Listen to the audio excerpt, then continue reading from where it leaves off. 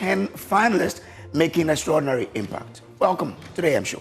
Right. And on that note, let's tell you what to expect today on the show. We'll start with the AM News, the very first item on our order.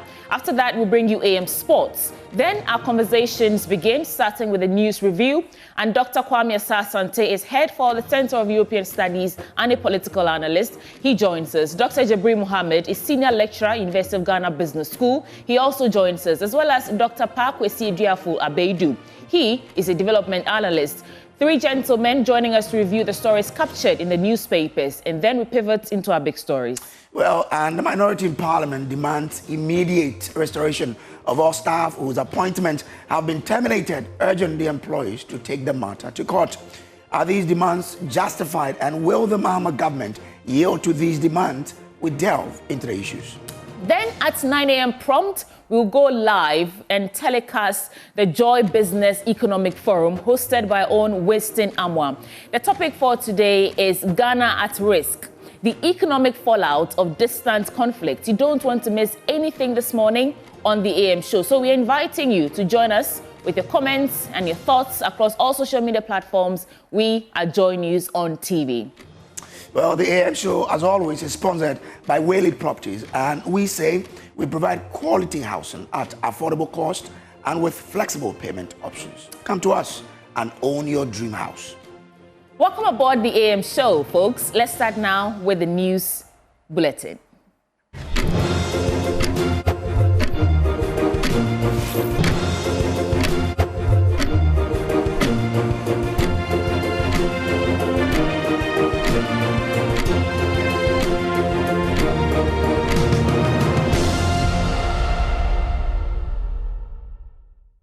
This is the AM News Bulletin on the Joy News channel on the AM Show. Details now. Parliament has approved 7 Supreme Court nominees of President John Dramani Mahama. The approval process went through fierce opposition from the minority, who described the process as a constitutional crisis, which sets a bad precedent for future processes. And James Aveji was there and tells you the rest of the story. The approval of the 7 Supreme Court Justice nominees of President John Mahama has come with strict opposition from the minority in Parliament, who earlier opposed the laying of the report of the committee, insisting that their position have not been clearly captured in the report, urging the Speaker to refer the report back to the appointment committee to do the needful. We have an outstanding matter. I have seen movement on the floor.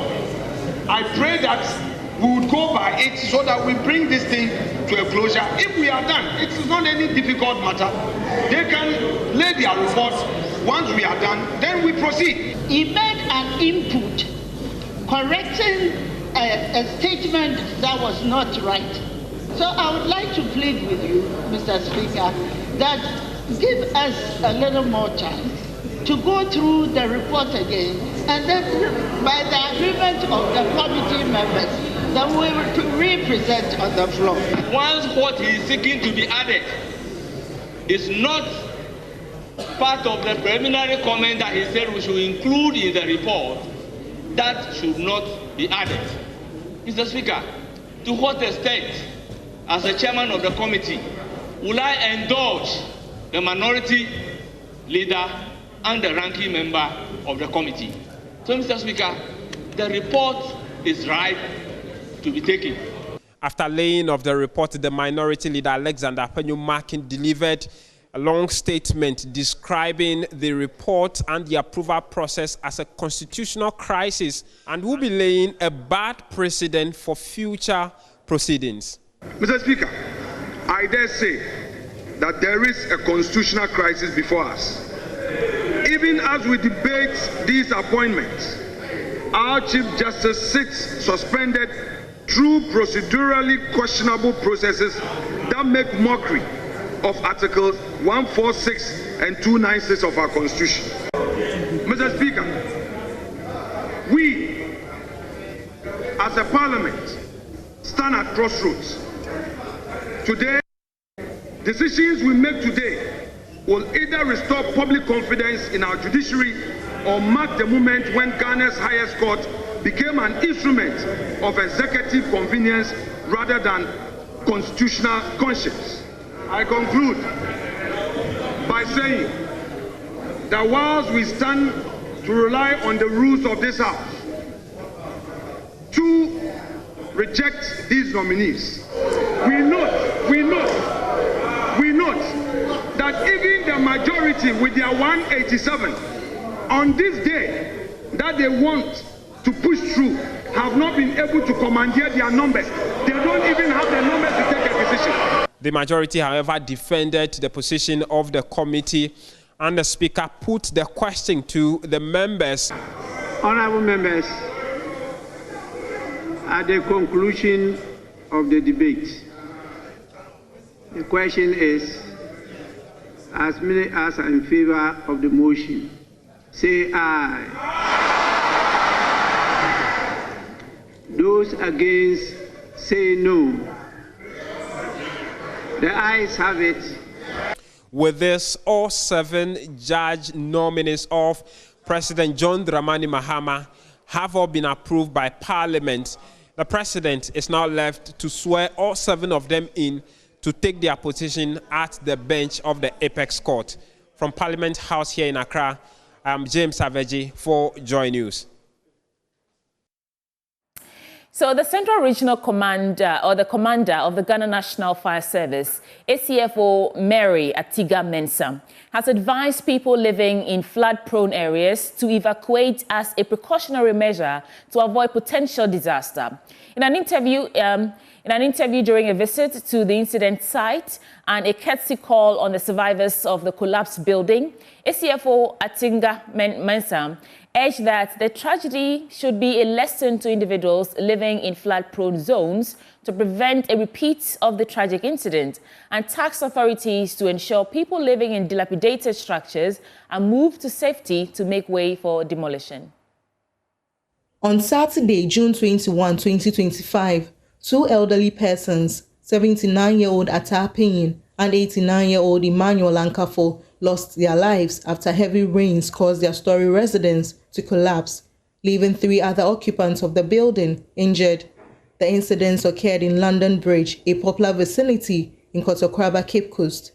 On Monday, the Central Regional Fire Commander, ACFO Mary Atiga Mensah, visited the incident site with her team and paid a courtesy call to the survivors. We visited all the victims involved and the areas that were flooded.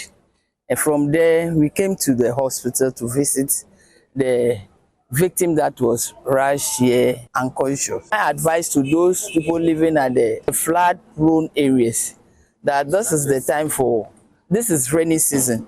So if you see that your building is not in good condition, they have to move out before it is too late. Because what happened on Saturday, we lost two people. So we don't want that thing to happen again. And also the authority to see to it that the people are moved to the safer place, so that the buildings that are weak, they will have to come together with the families and discuss it and have a solution so that they will demolish it. Evelyn Banwa Ayesen is the Deputy Chief Nursing Officer in charge of the accident unit of the Cape Coast Teaching Hospital. We received a patient was rushed in following the flood that happened around Cape Coast, I think London Bridge. So history taking was a building collapsed on him. So when he came, we did our initial assessments and we put him on cervical collar and other things, and we attended to him after triaging him. So as the days were going on, we started doing our basic investigations and trying to rule out some of the injuries that he might have gotten. So by his grace, he's doing very well, he's recuperating very well. He's fine now. One of the survivors, Charlotte Blankson, commended the Ghana National Fire Service and the other agencies for their swift response to their rescue. She also appealed to government and other well-meaning stakeholders for support.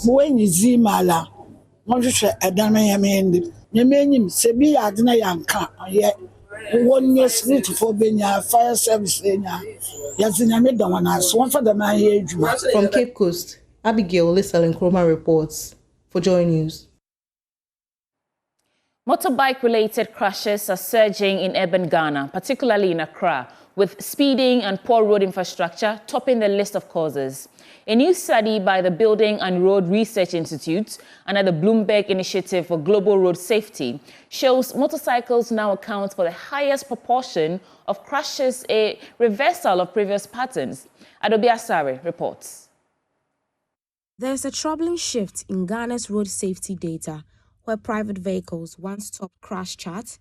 Motorcycles are now leading the pack, many of them involving riders speeding and navigating poorly lit congested streets. The findings come from a study by the Building and Road Research Institute in partnership with Johns Hopkins International Injury Research Unit, with support from Bloomberg Initiative for Road Safety. Chief Research Scientist at BRI, Engineer Francis Afuka, says speeding remains a key driver of road crashes across the country. In Ghana currently, we have pedestrians as well as motorcyclists, people who are using motorcycles being mostly at risk in traffic. Some of the key factors which undermine safety in the use of motorcycle had been speeding. Speeding had been one of the key things that we have found among users of motorcycle. In a presentation, it was revealed that most fatal crashes are recorded between 6 p.m. and 8 p.m. Ebenezer Bedu is Road Injury Surveillance Coordinator. Corridors where usually you find that the street lighting is quite poor, and given less traffic, some drivers tend to speed higher. And connecting these factors contribute to the kind of fatalities we are seeing. Bear in mind, given that Accra is a typical urban city, urban space, you have a pedestrian attempting or trying to cross the road, and usually they are not in any reflective uniform or attire. So it also happens that in the evening, it becomes quite difficult to judge the speed of an incoming vehicle and also the distance. So coupled with these factors, we'll see that is what accounts for the higher proportion of deaths that we record within this particular time window. Beyond visibility, the report highlights a lack of functional road cameras and consistent policing, leaving too many high-risk drivers unchecked. Dr. James Kumwenda is with the Johns Hopkins International Injury Research Unit.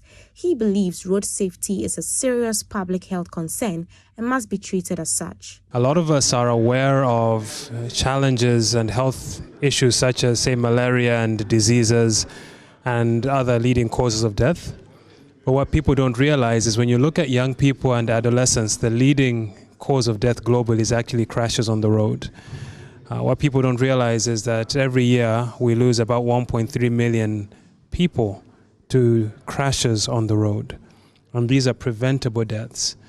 And so each of us who work on road safety, we see this issue and we want to raise awareness to say we need to do something about this. The data is clear. Motorbike crashes are not just rising, they're preventable. But to change the trends, experts say Ghana must invest in safer roads, smarter enforcement, and stricter adherence to road safety laws. Adobe Asare there. And in other stories, the Director General of the Ghana Maritime Authority is raising concerns over Ghana's inadequate supply of seafarers, warning that the country risks missing out on a booming global demand that could drive youth employment and economic growth. The global shipping industry is currently grappling with a significant talent gap, particularly at the officer level. As of 2024, the sector faces an estimated shortfall of around 26,000 STCW certified officers, a figure projected to rise sharply in the coming years. But engaging the media at the National Workshop on Seafarer Recruitment and Placement Service Providers in Accra, Director General of the GMA, Kamal Dean Ali, said urgent swift action to train and equip Ghanaian youth to meet international standards are the key. The seafarer industry is a key driver of our national economy. And it is also a very international space and an industry space. So a couple of things define the space, which is, yes, we want to recruit and make sure that we create employment for the Ghanaian youth and for the country generally. But there are also some standards that are supposed to be met at the global level, regulatory standards. There are industry expectations, and again, remember that those industry expectations and ethics are not limited to this country. So the objective of this particular workshop or dialogue session, I prefer to call it, is to see how we enhance the synergy between our drive for increasing seafarer recruitment and creating more employment opportunities, but ensure that the necessary global standards are met, the industry requirements, standards, best practices are also met. It is a convergence of this that will really put the Ghanaian seafaring market, which is already competitive in the global world, even much more competitive. So that is. Well, he added that scaling up the country's pool of well-trained seafarers would not only address this global demand, but also significantly increase Ghana's foreign remittances, thereby boosting broader economy. The person himself is gainfully and fully employed. A well-trained seafarer starting at the lowest level could perhaps have a minimum salary of about $2,000, $2,500. He grows in the industry and can grow to a level after 6, 7, 10 years where the person is within the threshold of $6,000, $7,000. So that is the nature of the industry. So the people that are employed with the requisite skills in the industry themselves will be okay. Then we need, of course, and if they are okay, then it also means that they inject something into the country, into the economy. We need, of course, and also it has to do with the remittances that they send home. A seafarer monthly will be sending remittances home because he or she is at sea for a period of 6 months, and every month collect their salary and part of it come home. So remittances is constant to the life of a seafarer. It is not like any other employment, like somebody have migrated to the US or UK who would just go and live there. A seafarer is just on a ship working around the world, and what means that the remittances are coming every day. But we also look into the future in putting schemes in place where, for example, the seafarers themselves can also contribute to the economy directly through the taxes that they will pay when the industry is well regulated. With thought-provoking motions and sharp arguments, schools are battling it out for a place in the coveted semi-finals of the Love FM High School debate. In one of the most intense contests, Prempeh College faced off Osei Educhum Senior High School on the motion, the creation of a single currency is the only way to Africa's economic development. Irabna Akwe caught up with both teams after the contest. Foreign investors don't look at currency, they look at political risks, ease of doing business, and legal protection. It will shock you to know that many African countries rank low in investment appeal due to so many non-currency factors. In Africa, to promote economic growth, the mountain of having a single currency to push for Africa's economic development is hard. I therefore call and send you to rise with me as we firmly, courageously step into the future by creating a single currency to ensure Africa's economic development. We are the quarter-final stage of the Love FM High School debate, and the stakes have never been this higher. Today, two of the strongest contenders debated today. That is the Osei Educhum Senior High School and Prempeh College. We have seen these schools come right from the zonals to the preliminary stages to the quarterfinals, and we are here today. Obviously, one school has to lose and one school has to win, and unfortunately it is the end of the road for Osei Educhum Senior High.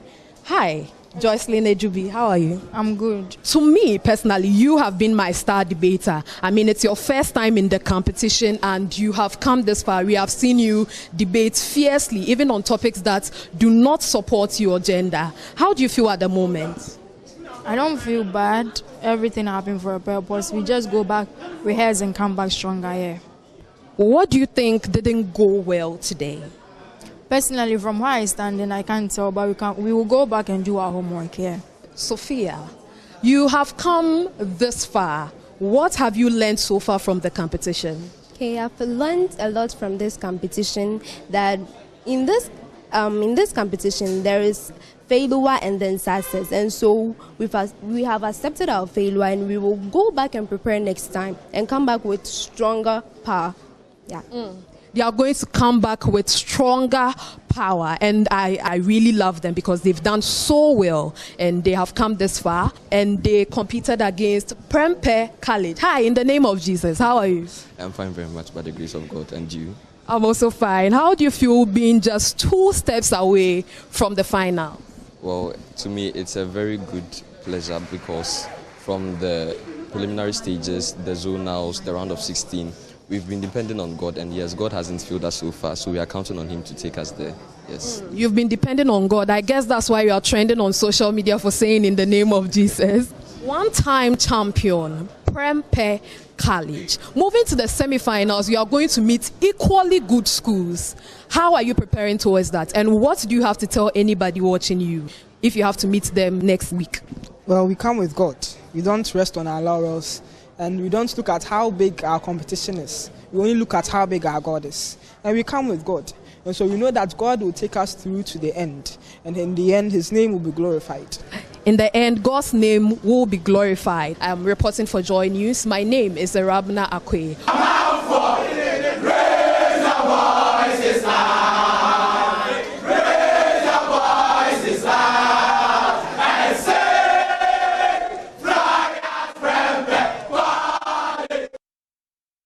Well, as they're raising their voices high, let's get into a business update now with Samuel Kujobrace. So let's do the business update on the AM News now, starting with what is happening in the currency market.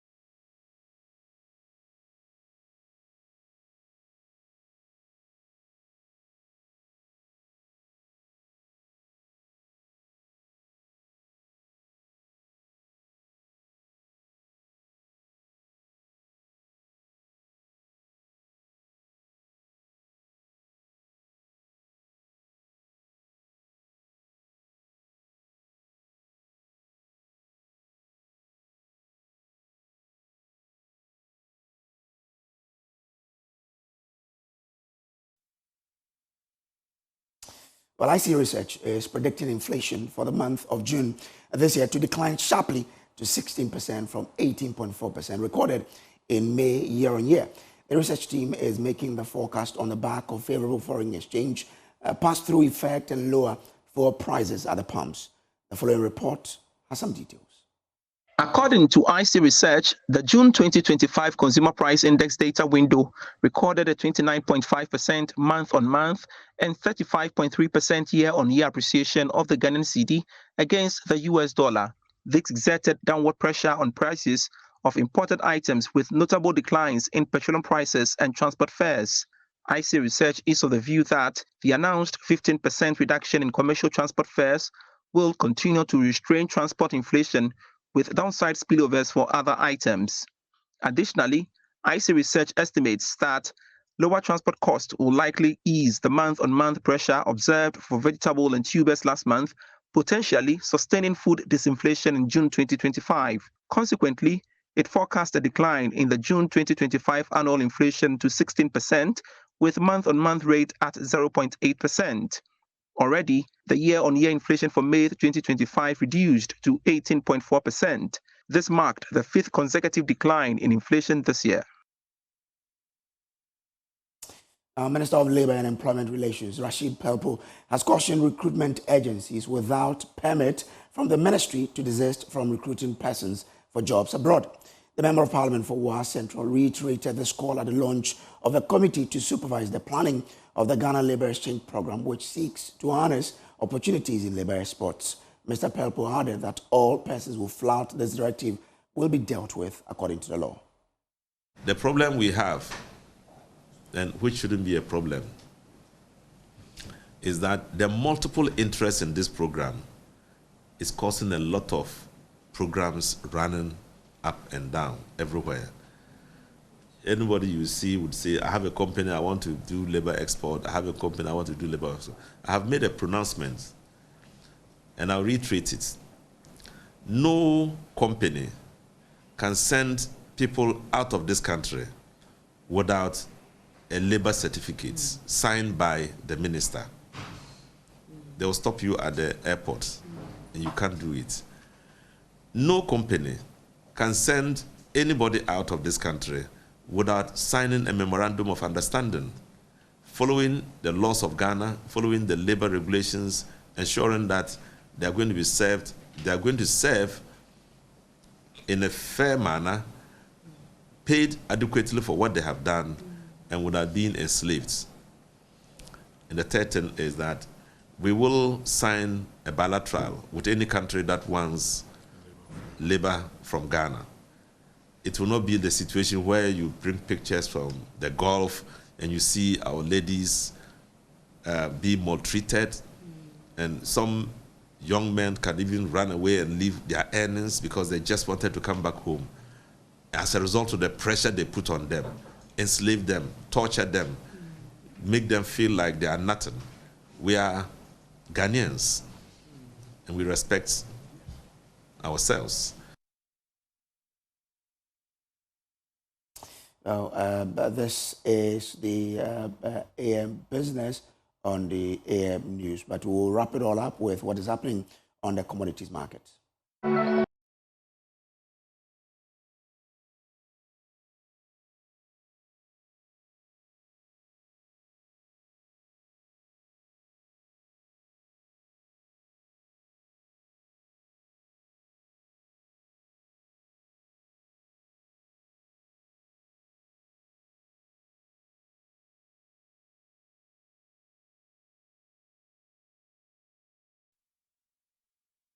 And that's all in the business update on the AM news here on the AM show. Do stay with us because we have a lot more coming your way. But up next is AM Sports.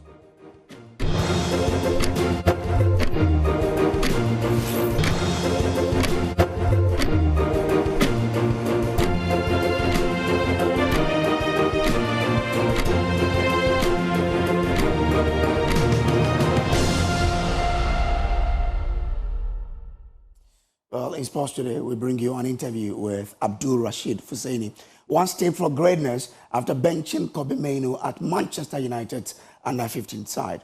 It is Joy Sports exclusive. He opens up about his remarkable journey, the setbacks, and the passion that still drives him. Watch this.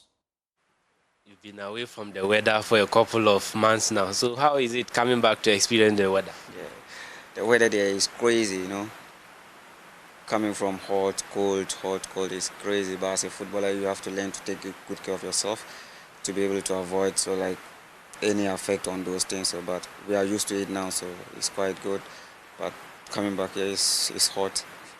Yeah. So can you tell me where you were born and how is it like growing up there? Yeah, I was born in Tamale in the north. Yeah, and it was hard growing up there because Tamale there you can see if you are going to mention a players who are like dominating in the Legends League, there's only few people you can mention. So there was like a lot of doubts there, like nobody can be like make his dream come true when you come from north. You can only make it happen when you are in south. That was how everybody believed. So but we keep trying and I was lucky, like I found Boss Kweko, Shooting Stars, and they bring me up to Accra and help me out. But to be there in Tamale is so hard for people to notice you. Yeah. So from which clubs did you start playing from in Tamale and how did you get to Shooting Stars in Accra? Yeah, you know, it was funny. I started in Tamale, they were called Young Golfers, you know.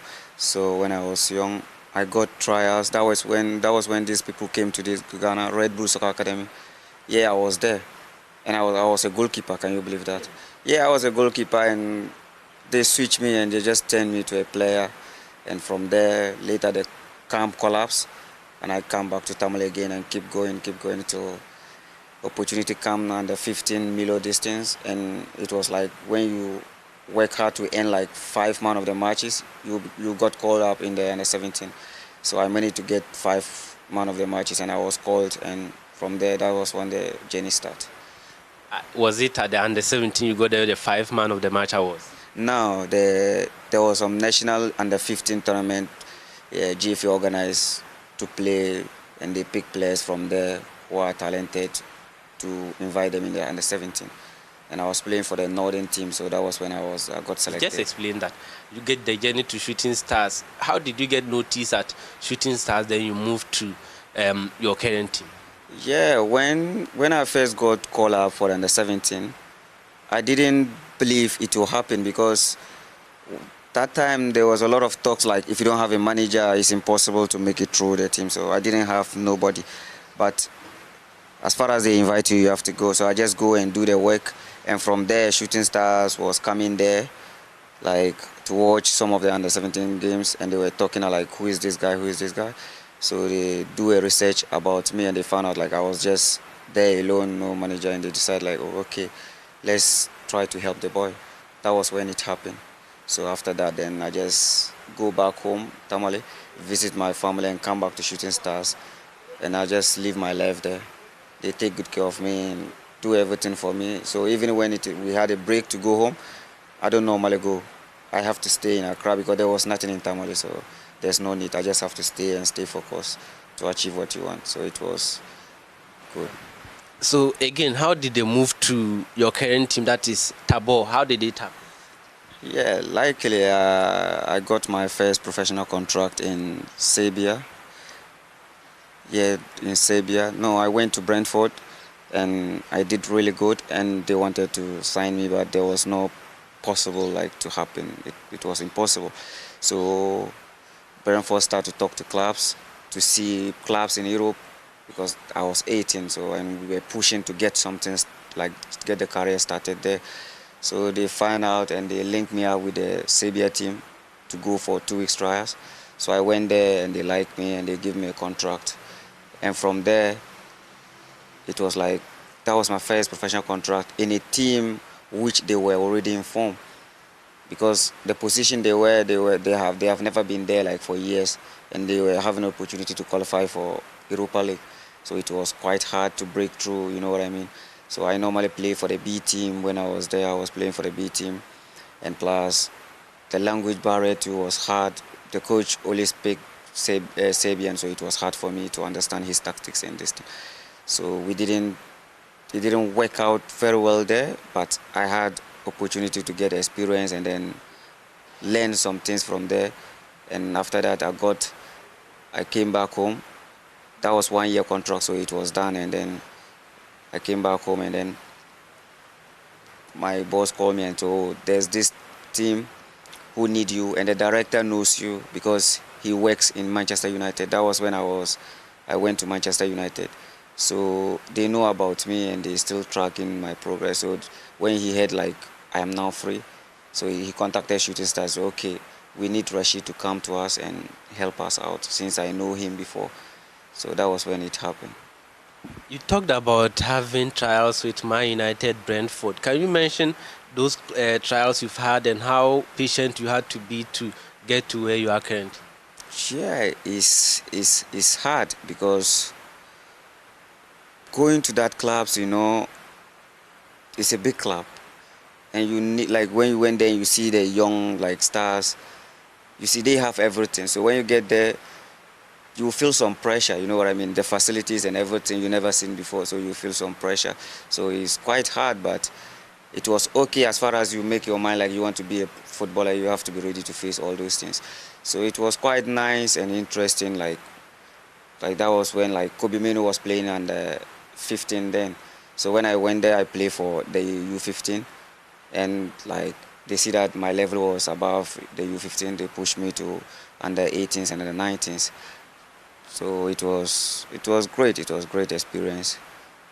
So you met Kobe Menu at Man United. Did you play with him? Yeah, we play matches together. Yeah, when I came there, those times he was sometimes he used to play like wings or sometimes number 8. So when I came, he was on the bench because I was doing a lot more than him, so I have to play. So, and you are a try player, they have to give you more minutes for you to say. That was when, but you can see that all of them was happy, and the guys was coming to us like, we wish you can stay and help us, then the 15, our team will be strong. So you can see it was a positive feedback and all those things, but because of the rules, it couldn't happen.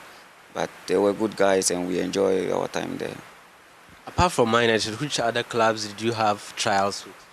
Yeah, I went to Sheffield United, and my first time I went there, they didn't believe there was talent in Ghana that much. So when I went there, and I proved them wrong, and they were happy, and they decided to invite all the shooting star players. Yeah, because of me, they invited all the team to come so that they can scout more players. So that was what happened. So from me and them, our agreement, I normally come back Ghana because I was young, and that was the same rules. So I'll come back to Ghana, and then few months time you go back, train with them. So that was how they make it happen, like till you get 18, so that they can find a way to help you. Just asking about the experience moving from Ghana to Europe.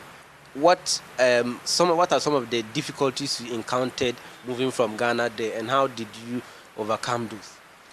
Yeah, to be honest, Ghana here, mostly we don't take some things serious, especially like having like good stretching and activation before training, you know what I mean? So sometimes our muscles are too tight. So when you get to Europe, you see them doing that before training. So, and if the weather is cold, you start to find it hard because the muscles will be like stiff to get used to it. So that was the challenges. And then some people think like if you just know how to play, that's all. But sometimes you have to learn the tactics of every formation and your position, what you need to do, what you don't need to do. You have to be here and there at the right time. Those things, those little things is needed. And Europe football, when the kids was young in Europe, they are good. They have good facilities to develop the young boys, so they are good in the simple things. So before you get there, you have to master the simple things, your touch, your pass, and those things. Those simple things is important there because they don't train and just start selection and then play. No, they start with passing, patterns, how he wants you to attack, defend, those kind of things. So whilst you are here, it's good, like to tell other players who are still here, it's good for them to start learning tactics of formations. It will help them. So now let's talk about your time at Tabor. So last season you didn't play as much as this season. This season you've played about 18 games. So how will you describe your progress at Tabor? Yeah, that's what I was just saying. When I went to the Serbia team, I didn't have much time with the first team, like to learn about the tactics and those things. So because of that, when I came back to Tabor, the first year I suffered because of tactics. You understand what? They know you have the talent, you have everything, but not understanding the tactics was difficult for the coach to explain to you how he wants you to do and the things he wants you to do. So it was hard. But after the second year, I catch up with the boys with the tactics and everything. I spend a lot of time reading about tactics, formations, and especially your position, how you need to move on and off the ball. So that was what helped me. And when we went the break, I didn't come for break. I just stayed there and tried to train and learn those kind of things, and even find some of the coaches who was living there to help me out whilst others was break. So when the season started, I was one step ahead of them. So that helped me get more minutes and more time there this year. So the progress this concluded season is quite good. Yeah, so in the next season, what are you looking to achieve with Tabor? Yeah, there's more room for improvement. As a footballer, you can never be 100% on everything.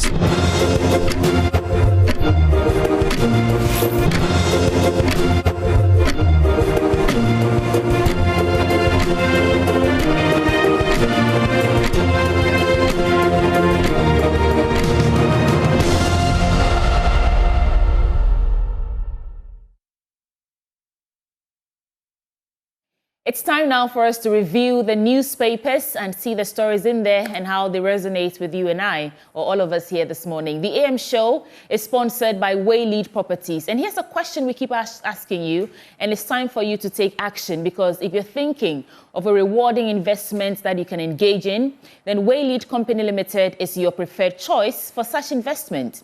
Waylead Company Limited is a real estate company with several developments to its credit in Accra. And you want to invest in our new development, Willow Lane, where elegance will meet tranquility right here in Accra. We provide quality housing at affordable cost with flexible payment options, in addition to 24-hour security, reliable power supply, and other social amenities to make your stay a memorable one. So give us a call now on these numbers: 0240 111 119 or 0504 499 999. You can also visit our website on www.waylead.org for more information. A gentle reminder, it's 3 days to the 2025 Joy News Impact Makers Awards this Saturday, June the 28th. Be our special guest as we celebrate the 10 finalists making extraordinary impact. Kojo Brace will introduce our guests. Well, so joining us for this is Dr. Kwame Asante. He's head of the Center for European Studies at the University of Ghana. Doc, thanks for joining us. We also have Dr. Jabir Mohammed. He's senior lecturer at the University of Ghana Business School. And also joining us is Dr. Pakwesi Eduafo Abedu. He is a development analyst. Gentlemen, thanks for joining us. Now, as we do it always, I'll start with you, Dr. Asante. Give you the... Okay, so I think let me come to you, Dr. Pakwesi Eduafo Abedu. I will give you 2 minutes, to tell us what issue is weighing down on you now.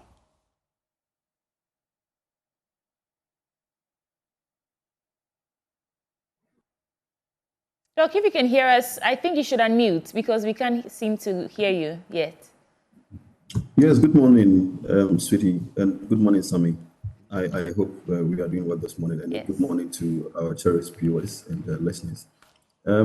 Yes, this morning I want to talk about the environmental risk and hazards that we are being exposed to, especially in the era where the rain is has started already, and we expect a lot of,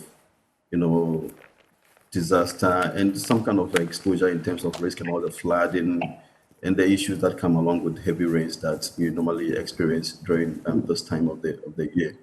And so I will entreat every Ghanaian to be very conscious and mindful about this moment and the need for us to put in place the needed mitigation and adaptation measures systems to ensure that with the onset of the rains, we'll be able to avert any possible risk that we are likely to encounter or we are going to be exposed to. We don't have to wait for the issues or the disaster or the risk to happen to us before we put in measures to manage them. It can be fatal, it can be disastrous. And so I urge everybody to be very mindful of the time that we are in now and do the needful. All right, thank you very much. Let's bring in the other guest on Zoom now. And he is also another doctor. Dr. Jabir is with the University of Ghana Business School. Doc, so let's give you some minutes to tell us what issues you want to have a bite on before we go into the papers. Okay, good morning to you, Ben, and good morning to Sweetie and all our listeners. This morning, I want to go to the Bank of Ghana. I think recently there has been an issue of a dismissal of dismissal of some group of people from the Bank of Ghana. And even the minority has issued a statement regarding that. I want to just add my voice to the clarion call. I know that there was an agreement reached right after the election that there should not be recruitment in most of these public institutions. But that notwithstanding, some group of people were recruited. I don't know whether those people passed through the right procedure before they were recruited. And on what basis did the central bank decide to dismiss them after a period that they have served with the central bank? Mind you, most of these people, actually resigned from other works to take up a lucrative job from the central bank. And the central bank had finally gotten them out. I want to appeal that the central bank should come out with the reasons. They should come out with the clear explanation to why most of them were actually dismissed. Is it that they dismissed everybody or a few of them were dismissed? Is it that most of them were recruited based on political alienation and that they were not properly qualified and that they were put into positions that they did not merit? And that is how come that the central bank dismissed them. Dr. Mohammed, So in fact, they have offered some explanation. They say these people, the over 100 people who were dismissed, it's because they concluded their probationary period and they didn't meet the requirement to confirm them.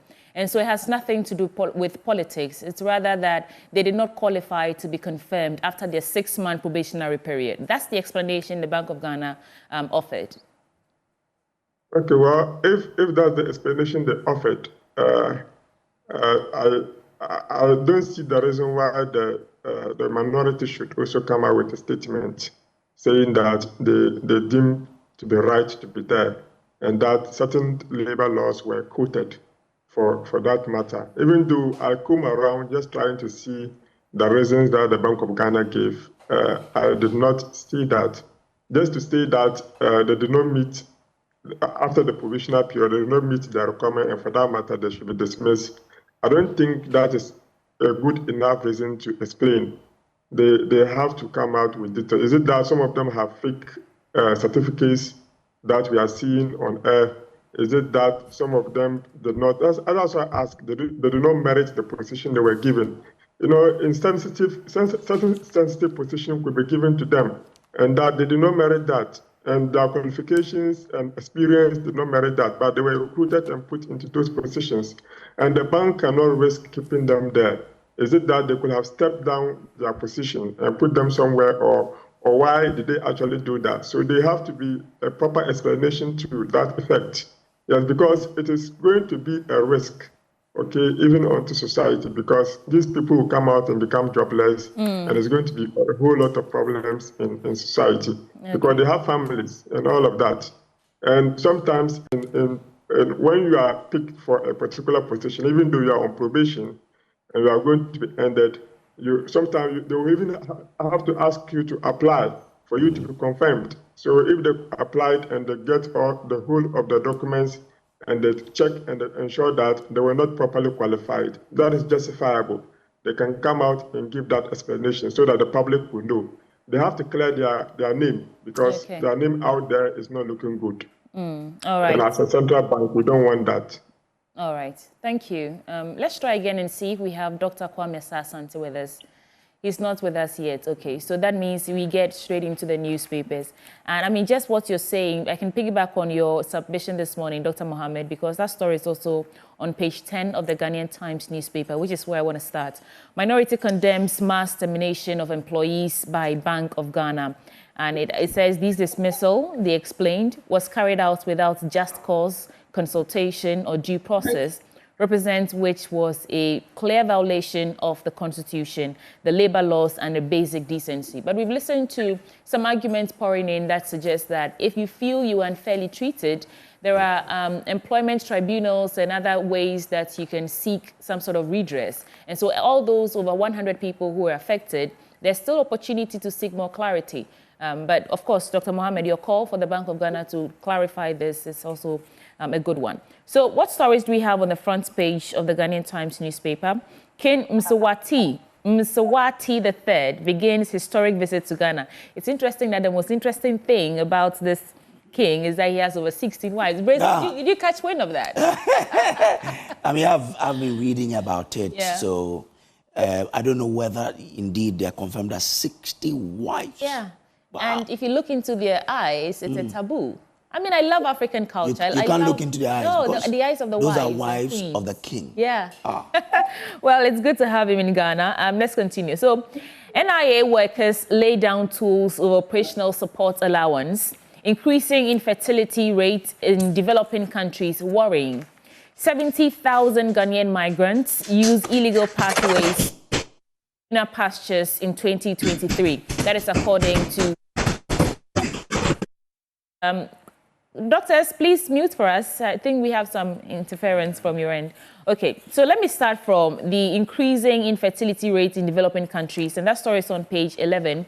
It says a renowned obstetrician, gynecologist, and fertility specialist, Dr. Edem K. Hiaji, has raised concern over the increasing infertility rate in developing countries, especially in sub-Saharan Africa, linking it to reproductive tract infections. He said that infertility was a failure for a couple to achieve pregnancy. We know what this is. Quote, this can affect both men and women almost equally. I know, and I've seen so many documentaries and movies of people trying to have babies. And I'll come to you, gentlemen. Let me add just two more stories to it. Rawlings's values must be our guide, says the NDC national chairman. Yesterday, he was celebrated. The national chairman of the National Democratic Congress, Johnson Asiedu Nketia, says the values of the former president, Jerry John Rawlings, must be the guide for Ghanaians. He said the purpose of celebrating the birthday of the party's founder was to learn from his principles, such as probity and accountability, punctuality, positive defiance, his belief in democracy, and the need for a regular lifestyle audit. One more story, and then it will be you. It'll be your time to reflect on these from the Ghanaian Times newspaper. There was a story I saw. Okay, so 90,000 Borigo residents enjoy 2.5 million water expansion project. PGE executive calls on Sports and Recreation Minister.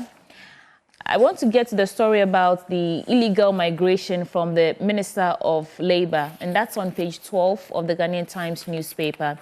And he says that 70,000 Ghanaian migrants use illegal pathways to greener pastures in 2023. So, according to him, the perilous nature of the routes expose these illegal migrants to grave risks of human trafficking, forced labor, and loss of lives in their quest for greener pastures abroad. I think this is also why that call that we are going to have a structured system where we export labor to the countries that need skilled workers is a good call. But Dr. Jibril Mohammed, since you're the one on my screen to the left, to the right, I'll start with you. Let's reflect on these stories.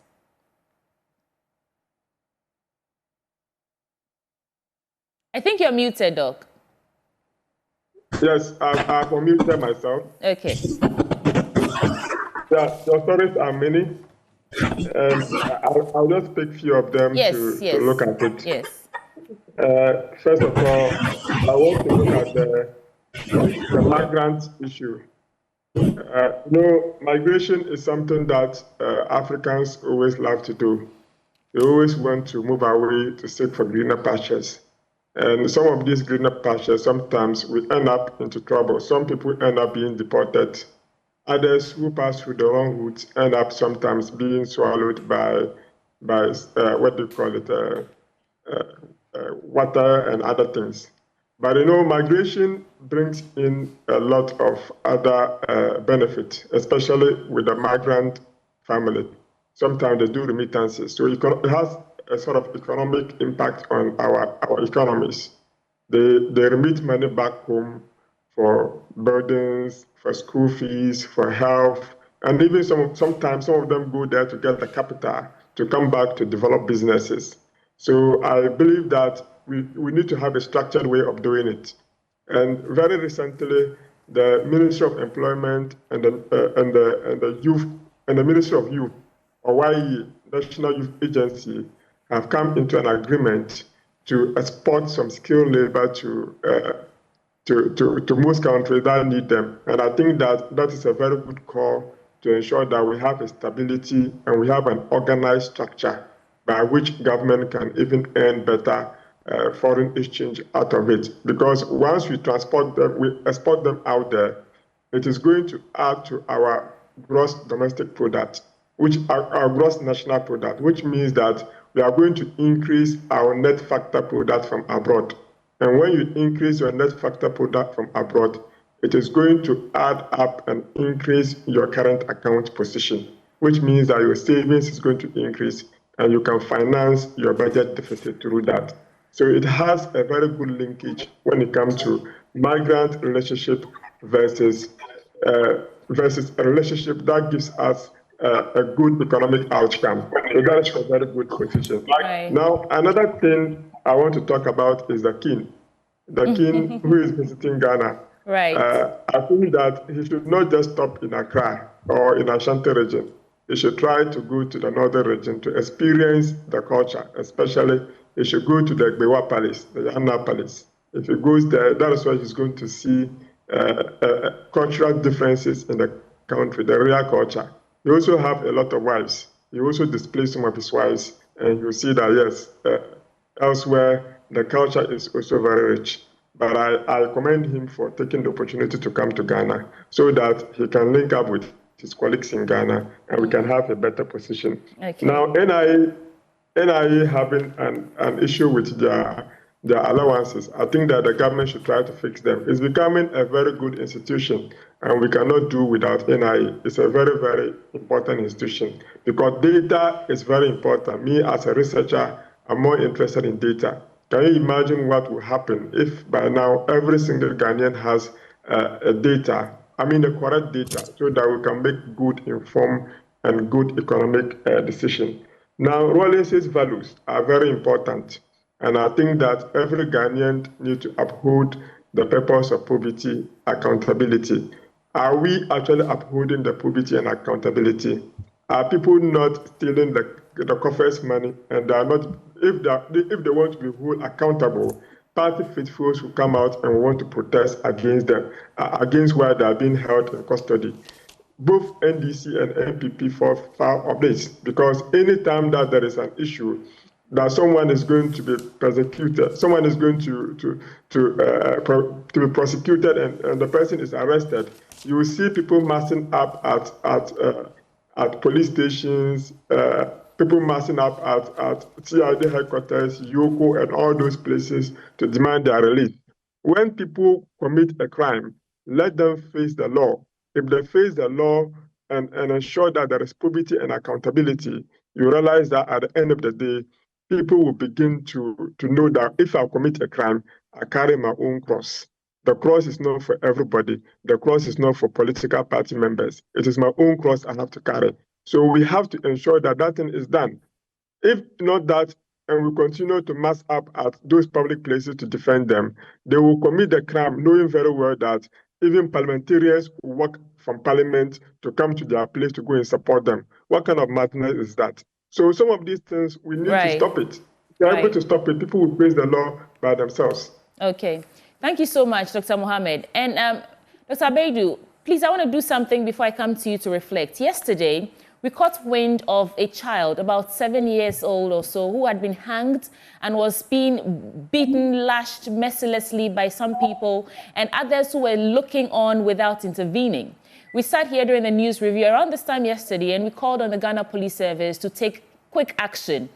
By close of day yesterday, we learned that the suspects, those who are actually perpetrating this crime, have been picked up and arrested. And so that's the statement coming from Ghana Police Service. This is just a way of saying thank you for heeding our call. And so the statement says that the police in Hafasene Division has rescued so the boy is 12 years old, who was seen in a viral video tied with a nylon rope hanging on a roof of a building and being subjected to severe beatings by two adults for having stolen 200 cedis at New Ankasa community near Elubo in the Western region. So the suspects are Issa Moro, age 58, and Suleiman Abdul Rashid, 27 years old. And they're currently assisting police with investigation in police custody. But the victim, the 12-year-old boy, is receiving medical attention and has been handed over to his father. And the command is assuring the safety of the public and urges that all can report any suspicious or harmful behavior promptly to the nearest police station. I mean, for a 58-year-old man and a 27-year-old man to be doing this to a 12-year-old boy because of 200 Ghana cedis, I cannot, for the life of me, comprehend this. So feel free to add this to your reflections for us, Dr. Abeidu.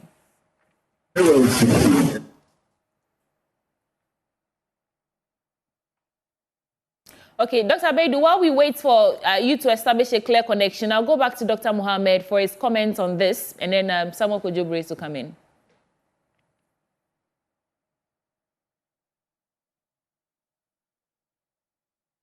Do we have Dr. Mohammed still? Sweetie, in as much as people may steal, it does not give you the licenses to begin to do some of these things to them. Machiavelli in The Prince says that men sooner forget the loss of their father than that of their patrimony. Anytime your something is being stolen, you get more angry than even when your father passes away. That's what it simply means. But, I mean, it doesn't give you the license for you to give this kind of inhuman treatment to somebody who has stolen 200 Ghana cedi. Even if the person has stolen the whole of your wealth and you catch the person, that's the most important thing. What you need to do is to hand over the person to the appropriate authority, which is the police service. They are mandated to arrest criminals and punish them and arraign them before court. And if the court finds them guilty, they are punished accordingly. As we as humans, we don't have the right to mute out any punishment or mop injustice to anybody that we may arrest in the course of the person's stealing something or not. Now, if you look at Islamic principles says that when someone steals, in Sharia law, someone steals and you arrest the person, you don't just go and give the person and cut off the person's hand. You have to investigate first. Find out why the person stole the money. Is it that the person was hungry or the person was just greedy? If the person is greedy, that's where the sanctions are applied. But if they find out that justifiable, such a person stole because the person was hungry, the person did not have equity, the person did not have this and that, then a particular principle is applied to the person. Sometimes they even have to ship the person, not necessarily, even the shipping, it has to go through a proper procedure before the final issue is arrived. You cannot just catch a 12-year-old boy like this and tie the person's hands and you begin to use him and whip the person. I think that the police must deal with them mercilessly. They have to ensure that they face the law. If they have to be in prison, they should go to prison so that it will serve as a deterrent to people who want to commit such a crime anytime, any soon. Quite interesting. I mean, that video there is hard to watch, really, that a young boy is being killed like that. But do we have Dr. Bedu now ready to take a bite on this particular issue? Yes, Sami, if you can hear me. Yeah. Very well. So I'll touch briefly on the video showing currently. In fact, this is a serious issue of child right.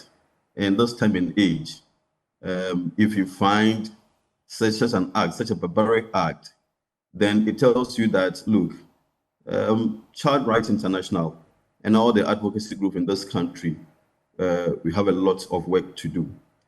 People still don't understand the need for us to respect the rights of children.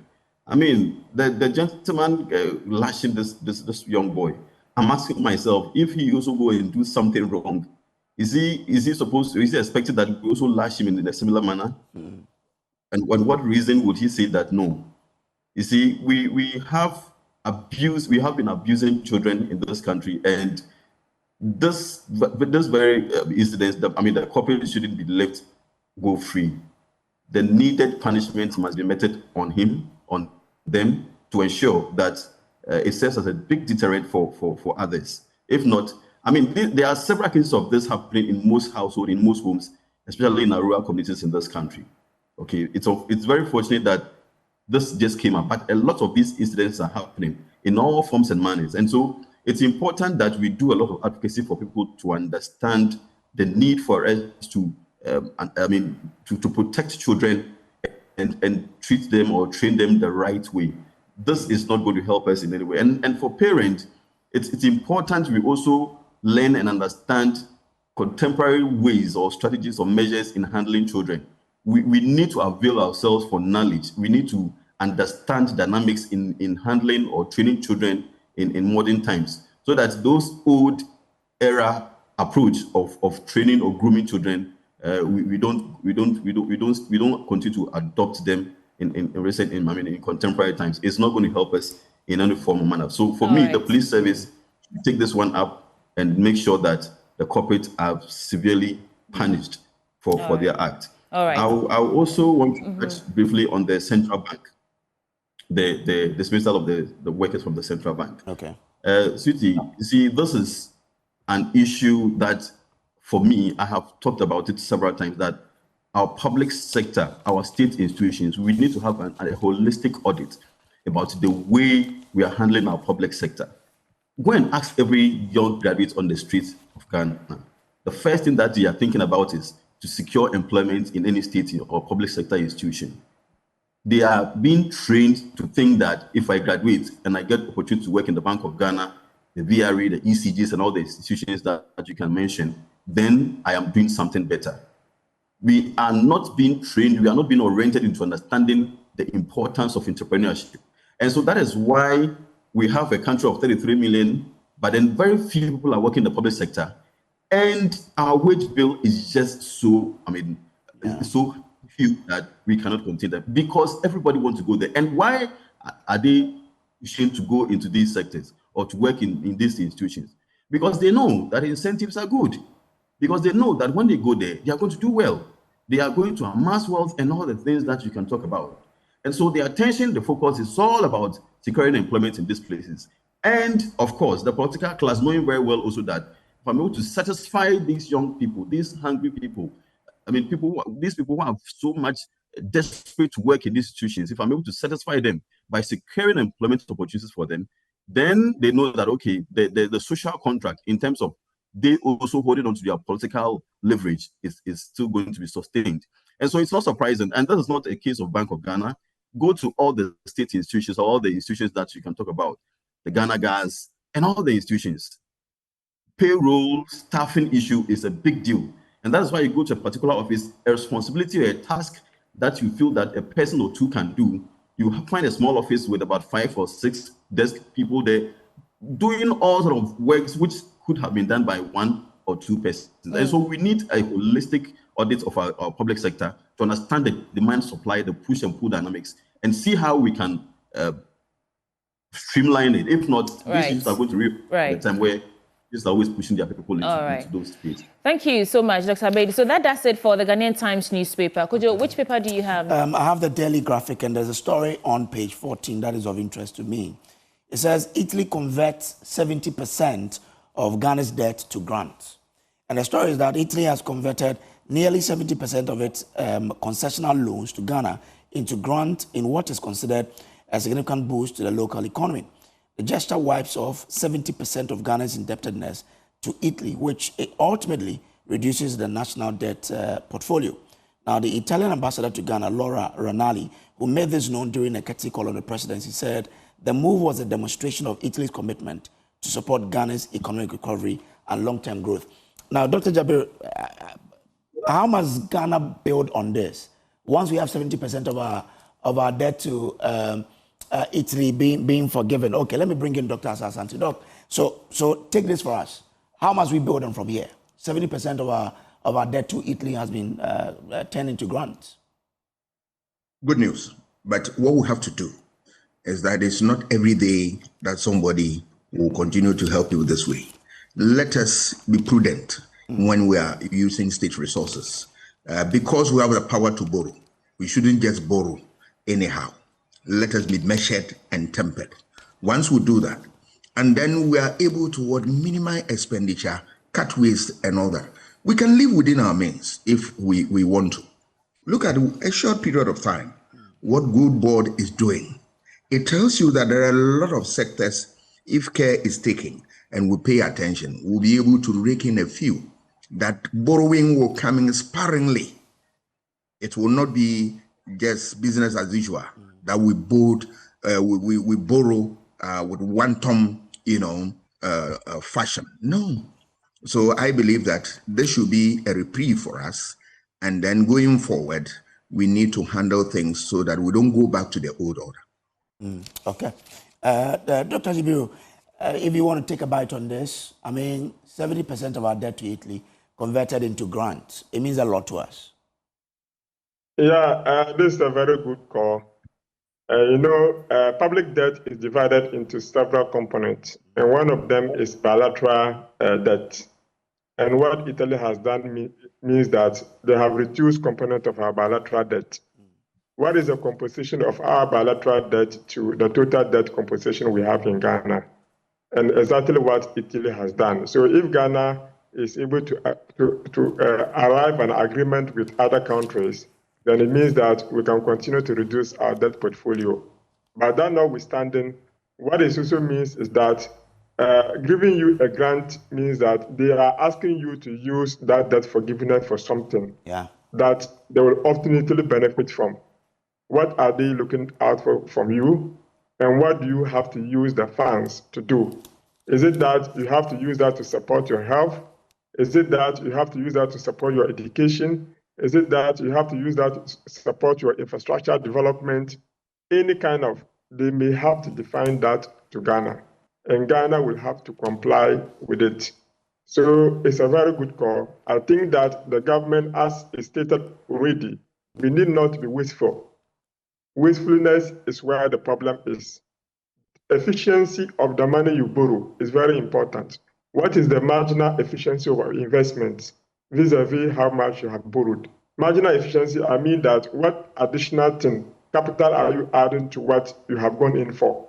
Such a way that at the end of the day, there is going to be a full benefit in terms of scaling up your infrastructure, in terms of creating jobs, etc., for the good people of Ghana.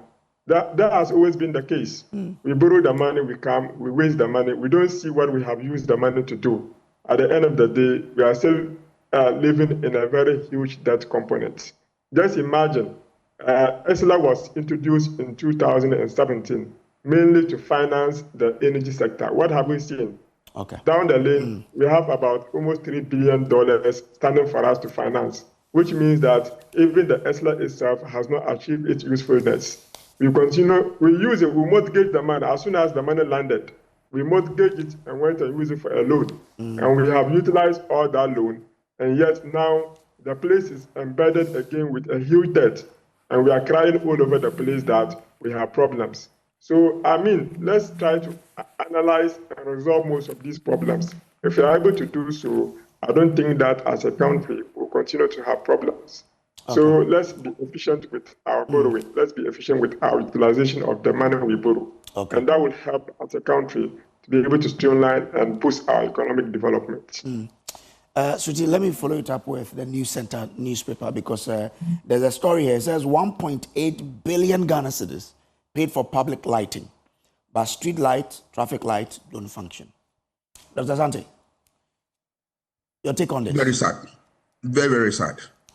It's not only the case that we don't have some of our street lights not being on, but the machine or the system itself doesn't work. I'll give you an example. Every Wednesday, I drive to Accra City Campus to teach. You've seen that traffic light at the Holy Spirit Cathedral. Part is functioning, part is not functioning. How do you expect people to drive? When you get there, I always get scared. All right, but it shouldn't be so. Because these are things which have been paid for. So if I don't see a reflection of that in terms of what is out there, then I begin to ask questions. Where has that money gone to? I think authorities must listen and listen with rapt attention and take note and fix this problem. This shouldn't be difficult. When we pay, we should enjoy the service. That is all. If we don't pay, we suffer the consequence. So what is the case that we pay and yet we don't have the service? It is very disingenuous on the part of those who handle that portfolio for us. They should do better. Dr. Abedu, you are a development analyst. How does this, mean for our development? Paying 1.8 billion but not enjoying street lights and traffic lights.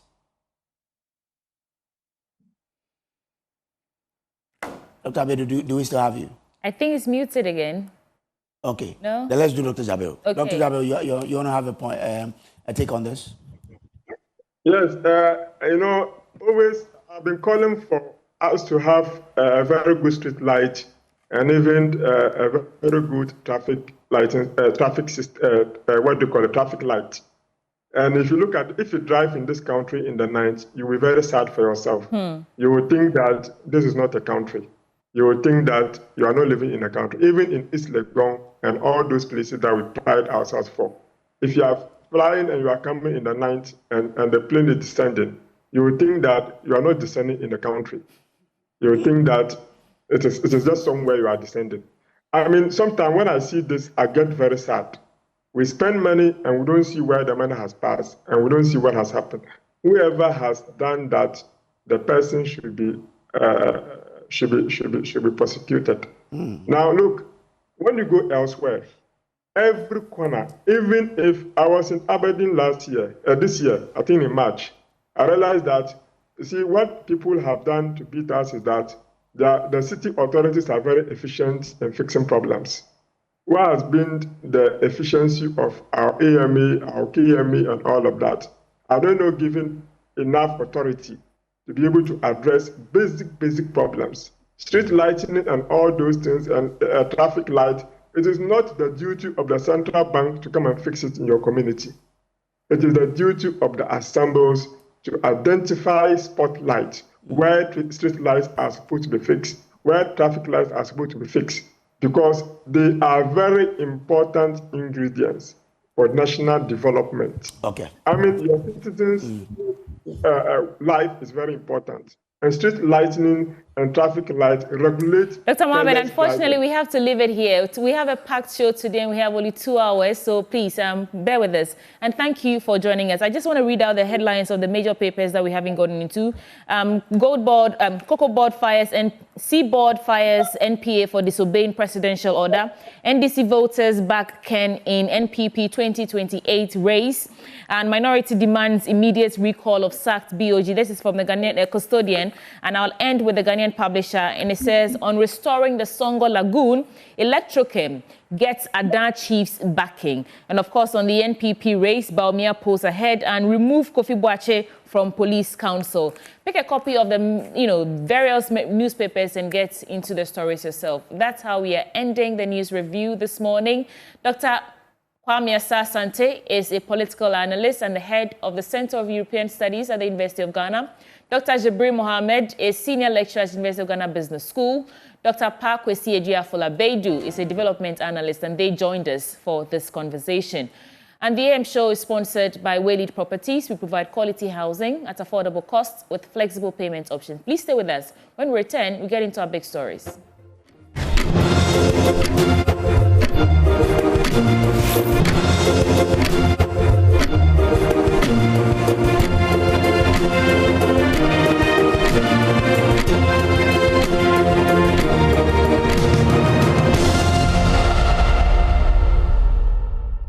Today, we continue our highlights of the GJA election coming up on the 30th of this month.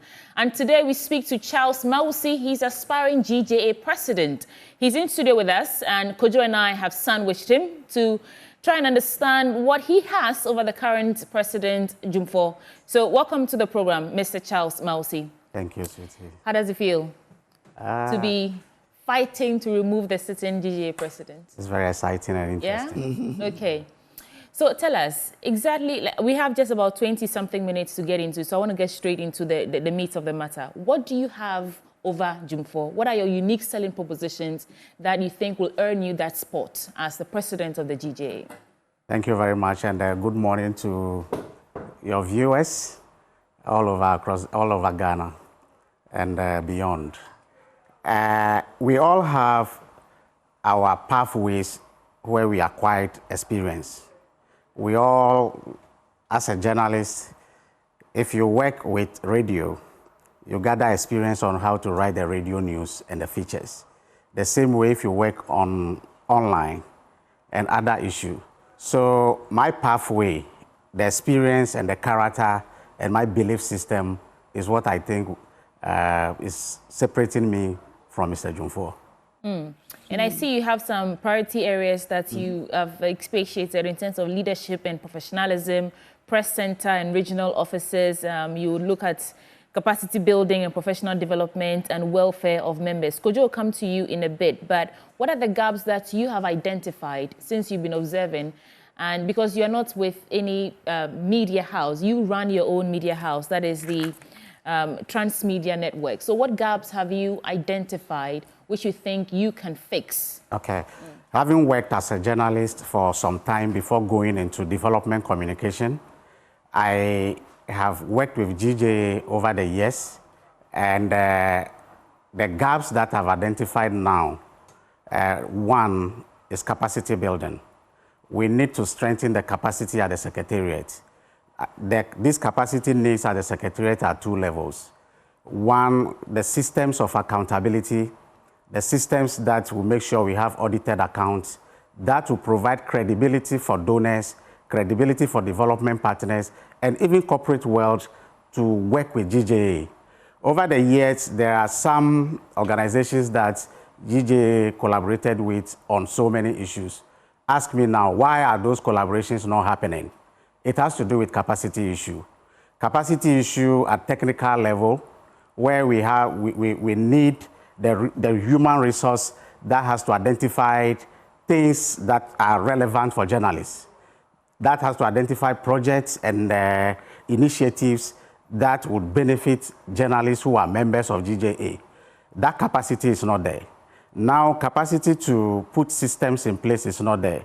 Let me quickly give you an example. In 2012, I was at Star Ghana as a technical advisor on media and communication.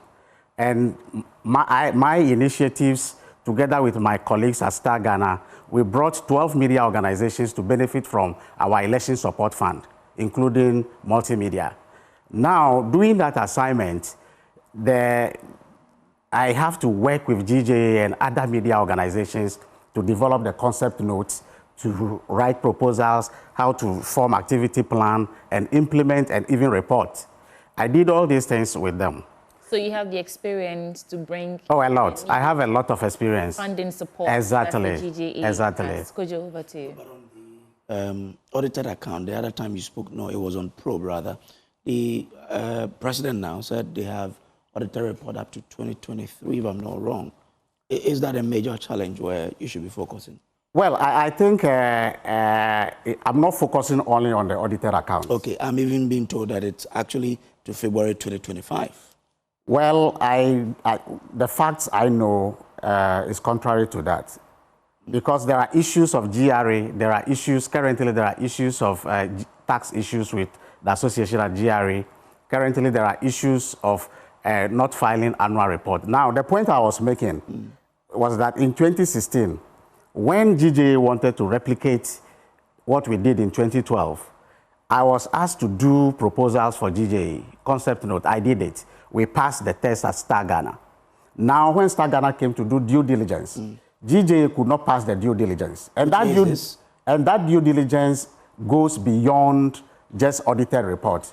It has to do with your PVs, your payment voucher development, how payment processes go. Because the essence of that due diligence is to assure the funding agency that you are running the association well, AGM is taking decision, you are implementing decisions taken by AGM and also the council.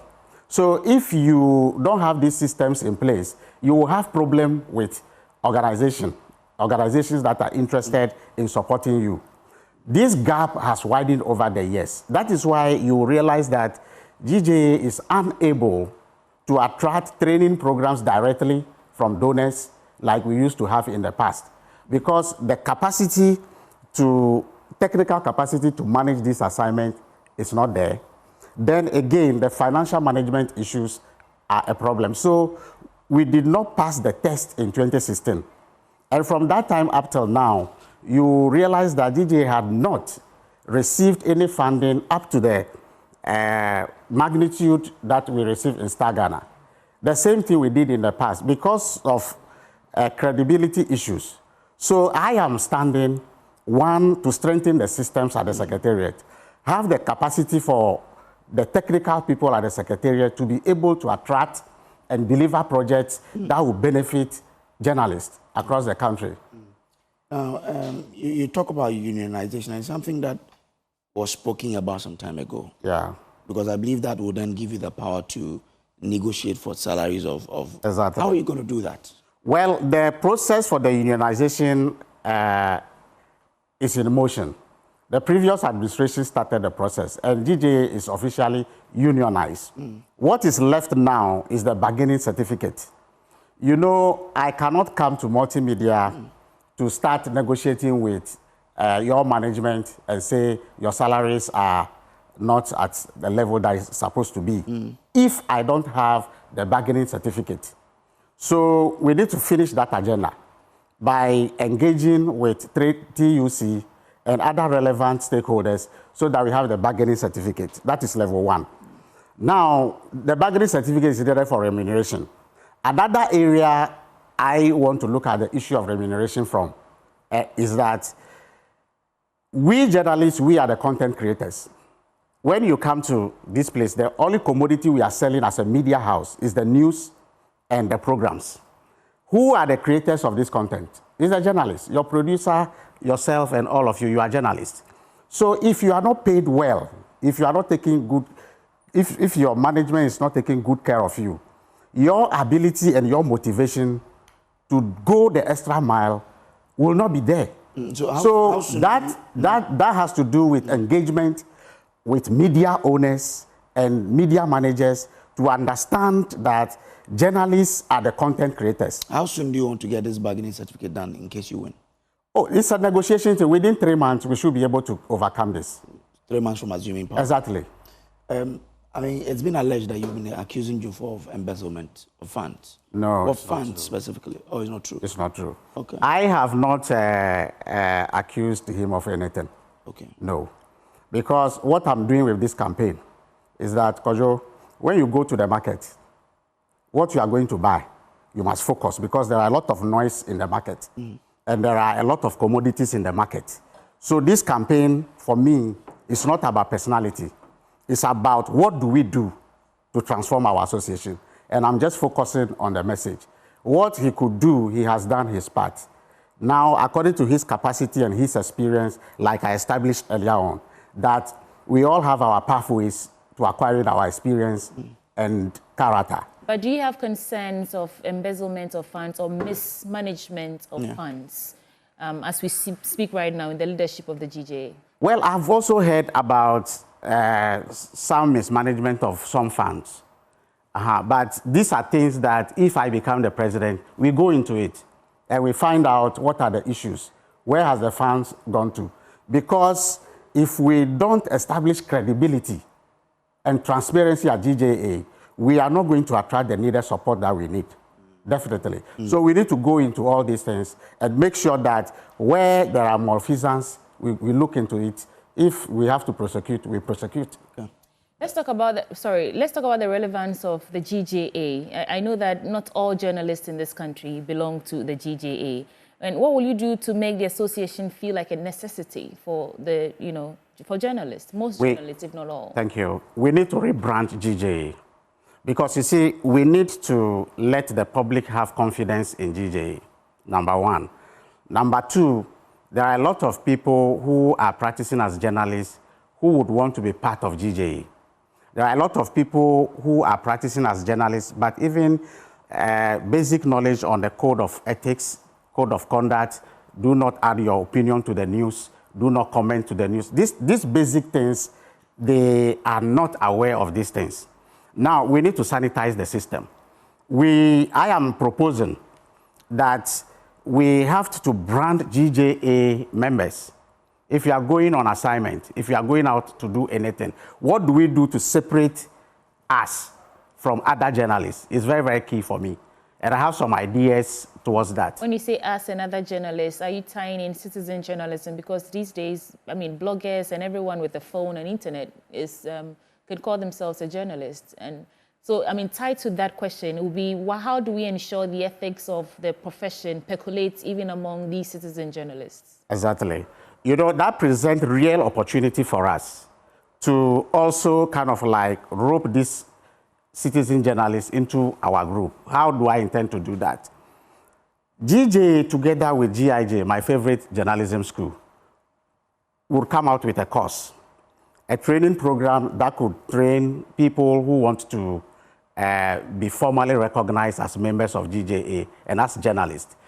1 year program, that talks about basic journalism principles, ethics, and all that. Once you have gone through that process, GJA together with GIJ presents certificate to you. You become an affiliate member. We monitor your behavior. We monitor how you practice the skills you acquired over a period of time. We make you a full member. You see, doing this will help us to increase our membership and also help sanitize the environment.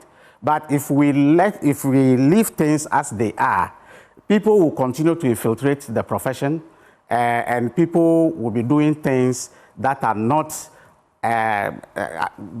in line with what we should do as journalists. I think there must be something attractive, something that you can only get, some advantages that only the GJA, you know, being a member of the GJA can give you. Otherwise... That brings us to the issue of welfare. I am pushing for a welfare policy. GJA as a welfare organization to take care of journalists and protect journalists. We do not have a welfare policy as I talk to you. We need to have a clear policy on what do I stand to benefit as a member. I went around to the regions, and the regions are telling me that GJA has been reduced to pay dues and come and vote. It is only the voting period that we talk about dues and all that, who has paid, who is in good standing to vote.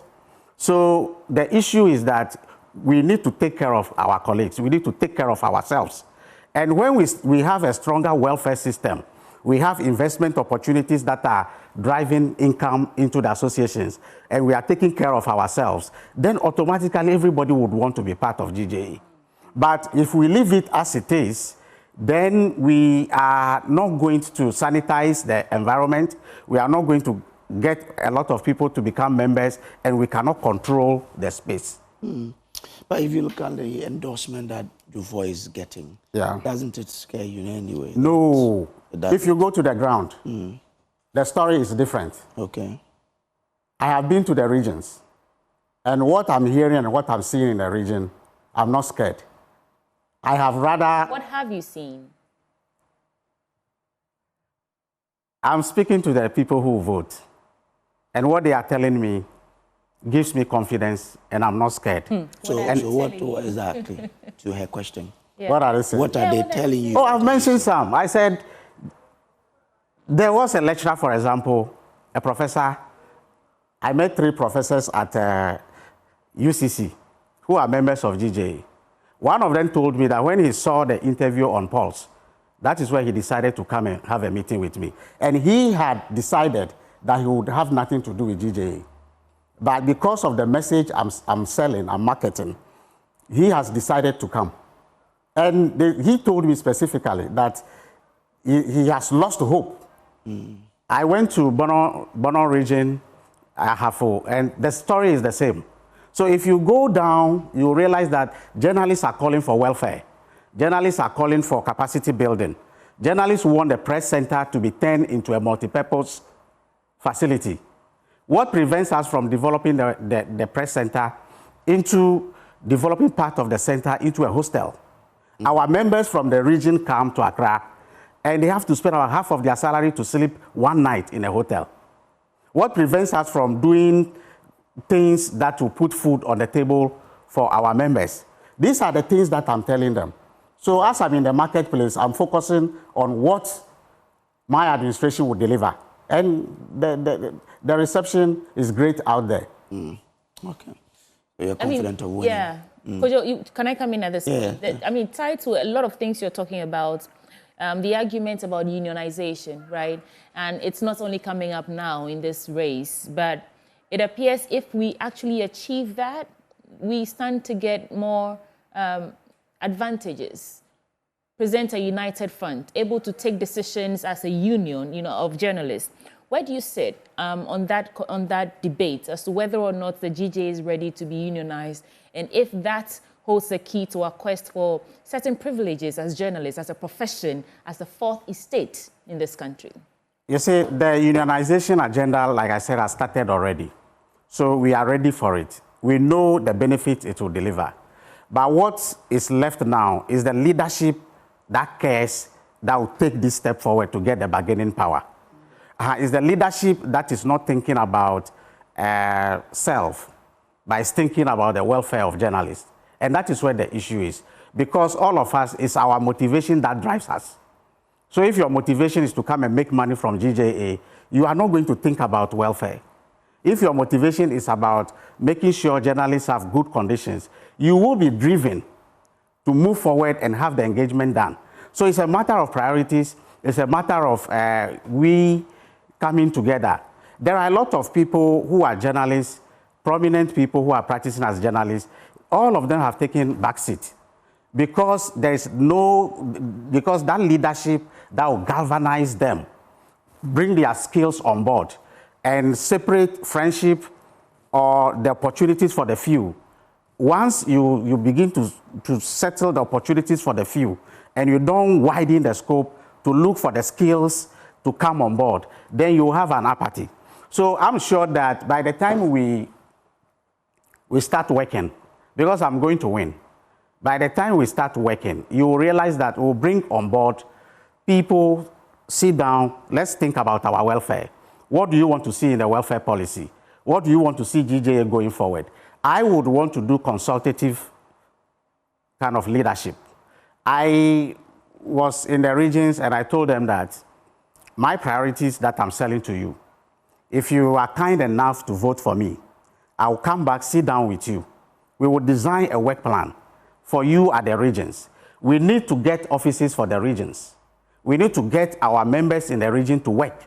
We need to stop the situation where the secretariat at Accra is taking all the dues and not giving anything back to the regions. Okay. Because if we get offices for the regions, they need to pay light bill, they need to pay their bills, and we must get them to work. And I'm sitting down having a work plan for them. 1, 2, 3 is what we are doing, and I'm following up.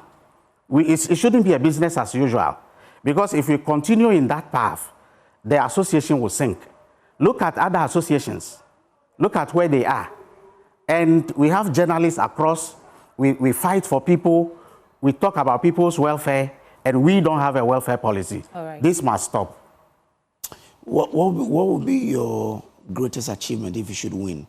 And what would be your regret if you win and you are not able to do something that you set out to do? Well, I want to leave the secretariat at the end of the next 3 years with a welfare policy. Okay. I want to leave at the end with a stronger team at the secretariat, that when I am even out, they would be able to continue the foundation that I'm going to lay. And if we start building credibility, I want to see GJA that is seen as a credible organization for corporate wealth and also for development partners to work with. Are you saying as it stands, GJA is not credible? Yes, I can say that confidently. It's not credible? I can say that confidently. Head that association? Yes, that is why I am coming in. Do you feel called, or you just think you can do better? It's a call to do better.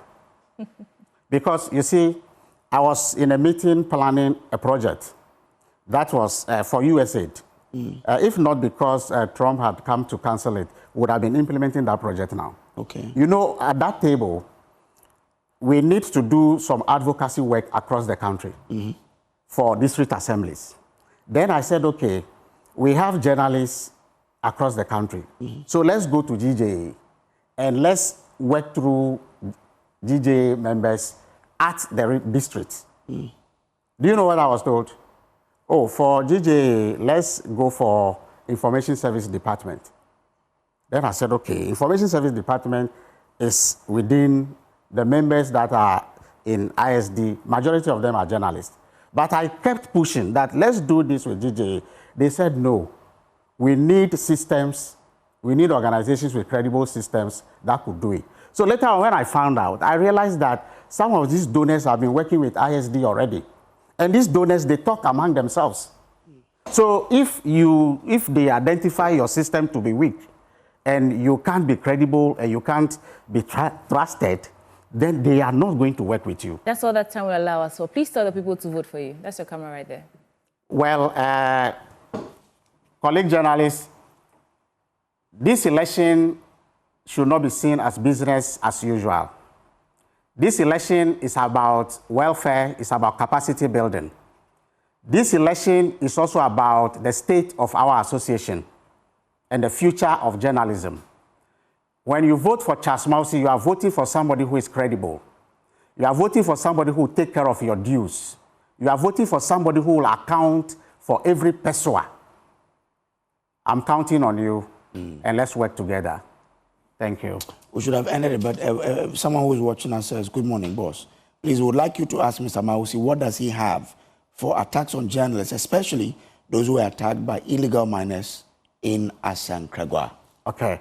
The attacks on journalists, you realize that largely there are two stakeholders that are attacking us: security agencies and the political parties and their activists. Already, we need to, once you have identified these two stakeholders, we need to engage them. They need to understand that the work we are doing this work to protect them. And it is this engagement that you take them through process to understand that if we are following something like Galamsey, we are following Galamsey because of the impact of Galamsey on all of us, including them. So these are engagements that we have to do strategically to the stakeholders. Beyond the engagement, we need to expand on the work that Samson, your own Samson, and other lawyers have been doing, going to court and following up. We need to review that work. Where they are working well, we maintain. Where we need to expand that into a committee. That committee would follow up on attacks consistently. The current regime whereby we take one step on attack issues, then we come back, we wait. When it is World Press Freedom Day, we go back to the files. When they say the files are with Attorney General, we come back, we announce it, nobody follows up. We need to be persistent, have a consistent system to follow up on those things. All right. Thank you very much. Thank you very much for passing through. And that is Charles Mausi. He's vying to be elected as GJA president. Well, wish you all the best, sir. Thank you. All right. Thank you. This is the AM show. We'll take a break here. When we come back, we'll delve into our big issue for today on the AM show. Do stay with us. Well, now you can go.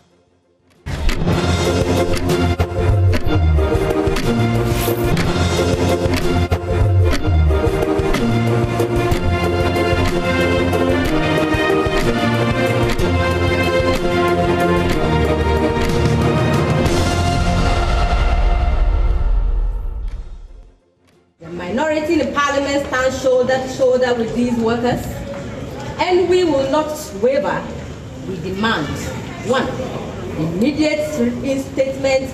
The Bank of Ghana must restore every single dismissed worker to their rightful position without any further delay. Their appointments were lawful, their terminations were not. 2, accountability from the governor. The governor of the Bank of Ghana must face Parliament and explain this heartless abuse of power. You are not above the law, and you will answer to the people. 3, action from labor authorities. We call on the Chief Labor Officer, the National Labor Commission, and the Commission on Human Rights and Administrative Justice, SHRAJ, to intervene immediately to protect these workers, uphold their rights, and stop this lawlessness. 4, legal redress. To the dismissed workers, we say, the law is your shield. Under Article 33 of the Constitution, we have the right to seek justice in the courts. We stand ready to support you. 5, parliamentary resolve. The minority will push a motion for a full parliamentary inquiry with unrelenting vigor. We will expose this injustice, work tirelessly to reverse these terminations, and hold the government accountable. Ladies and gentlemen, we want to end by saying this is not just about these 100 workers. It is about the soul of our republic.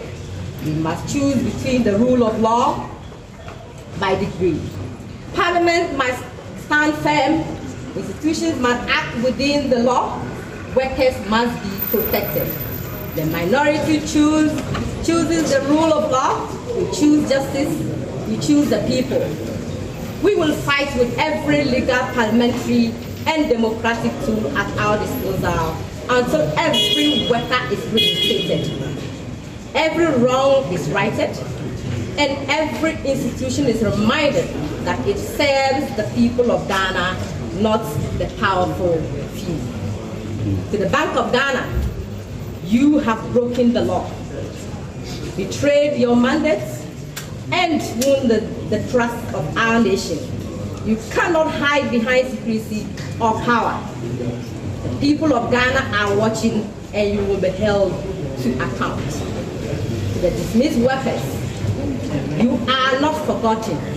Your pain is our pain, your fight is our fight. The minority in Parliament stands with you, heart and soul. We will not rest until your jobs are restored. Your dignity is reclaimed and your future are secured. To the people of Ghana, let us defend our democracy and demand accountability. May God bless our homeland Ghana, and I thank you.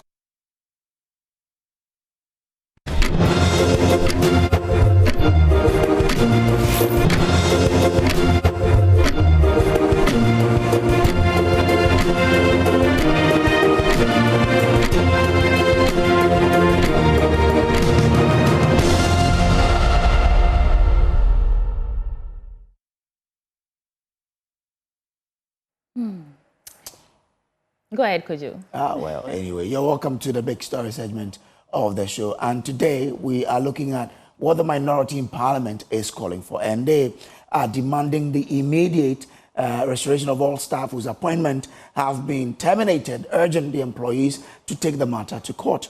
Are these demands justified, and will the Mahama government yield to these demands? We'll delve into the issues right away. We're being joined by Dr. John Osai Kwapong. He is a CDD fellow. He'll be joining us via Zoom to do this. Okay, there you have it. Doc is already on the Zoom. Doc, let me start with you. I mean, this, we understand, is based on, according to the minority, based on the letter that the Chief of Staff issued in February. But, I mean, is there any justification for this action by the BOG? Good morning, Kojo. Good morning to Sweetie as well. From the news report that I have read, though, this particular Bank of Ghana case is not part of the directive that came from the chief of staff in terms of all persons hired after I think the December 7th election. Yeah. From what I read in the news, this is the end of a 6-month probationary period, which the bank is saying that these affected persons did not satisfactorily meet the terms of the probationary period for their appointments to move from a probationary phase to a more permanent phase. If those facts, as I have read them, are correct, then I think the minority ought to be a little careful in lumping this particular BOG situation with the other situations of the hirings that occurred in December or shortly thereafter the 2024 election. I mean, if this is about work contracts and employee performance, you ought to handle that differently than you would in a case where you perceive some politically motivated firing. And I think it's important for the minority to make that distinction and not lump all of the situations together. Doug, should Parliament dictate hiring and firing of an autonomous body, I mean, within the autonomous body like Bank of Ghana, or should it be left to legal processes and internal governance?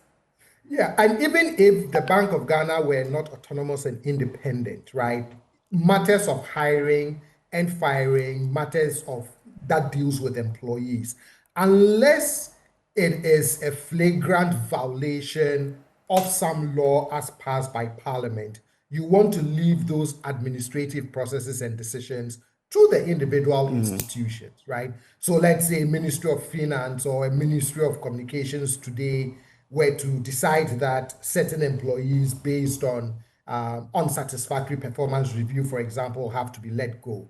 I don't see it as a proper function of Parliament to step in and say, resolve that. Now, if there are some real grievances, there are labor laws, and there are other both administrative and legal remedies available to such persons.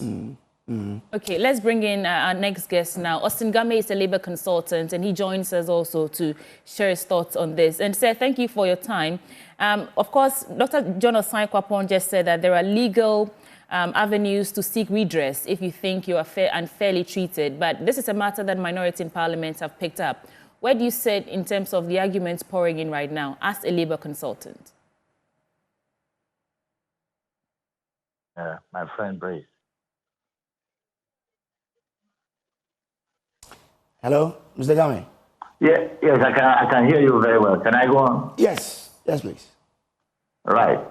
Honestly, I was a little surprised that the minority had enough time on their hands to talk about this matter the way they went about it, especially when they were quoting the law. To be honest with you, they completely out of joint in this matter. I say so with all due respect to them. Every workplace has a workload, and the workload has to be properly allotted to people, and that's why you have an optimum number of people beyond which you cannot employ. Otherwise, you are on the verge of collapsing your organization. The long and short of it is that under the law, under the Labor Act, people who are on probation are not considered as full-time or even contract workers of that organization until and unless you are able to go through the probation and you are endorsed by the employer as a full-time worker or contract worker by the organization. You do not therefore qualify under the law they were quoting, Section 65. You are only qualified under 65 when you are a full-time worker of an organization and your role is no longer required or will not be required. Therefore, you'll be paid a redundancy pay because you've suffered severance of the legal working relationship under 65.2. Then you'll be paid a redundancy money under 65.4. They wrongly quoted it. I think labor relations is a different ballgame. So maybe they can stick to something else. This one, they do not have it right.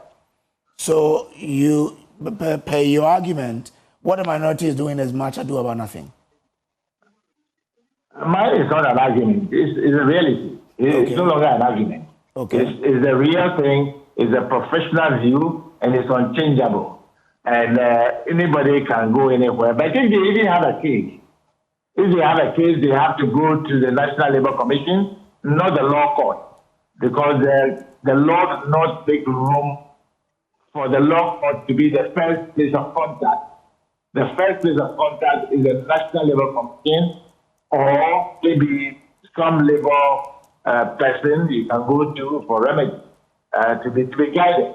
But I think they got it wrong. Interesting.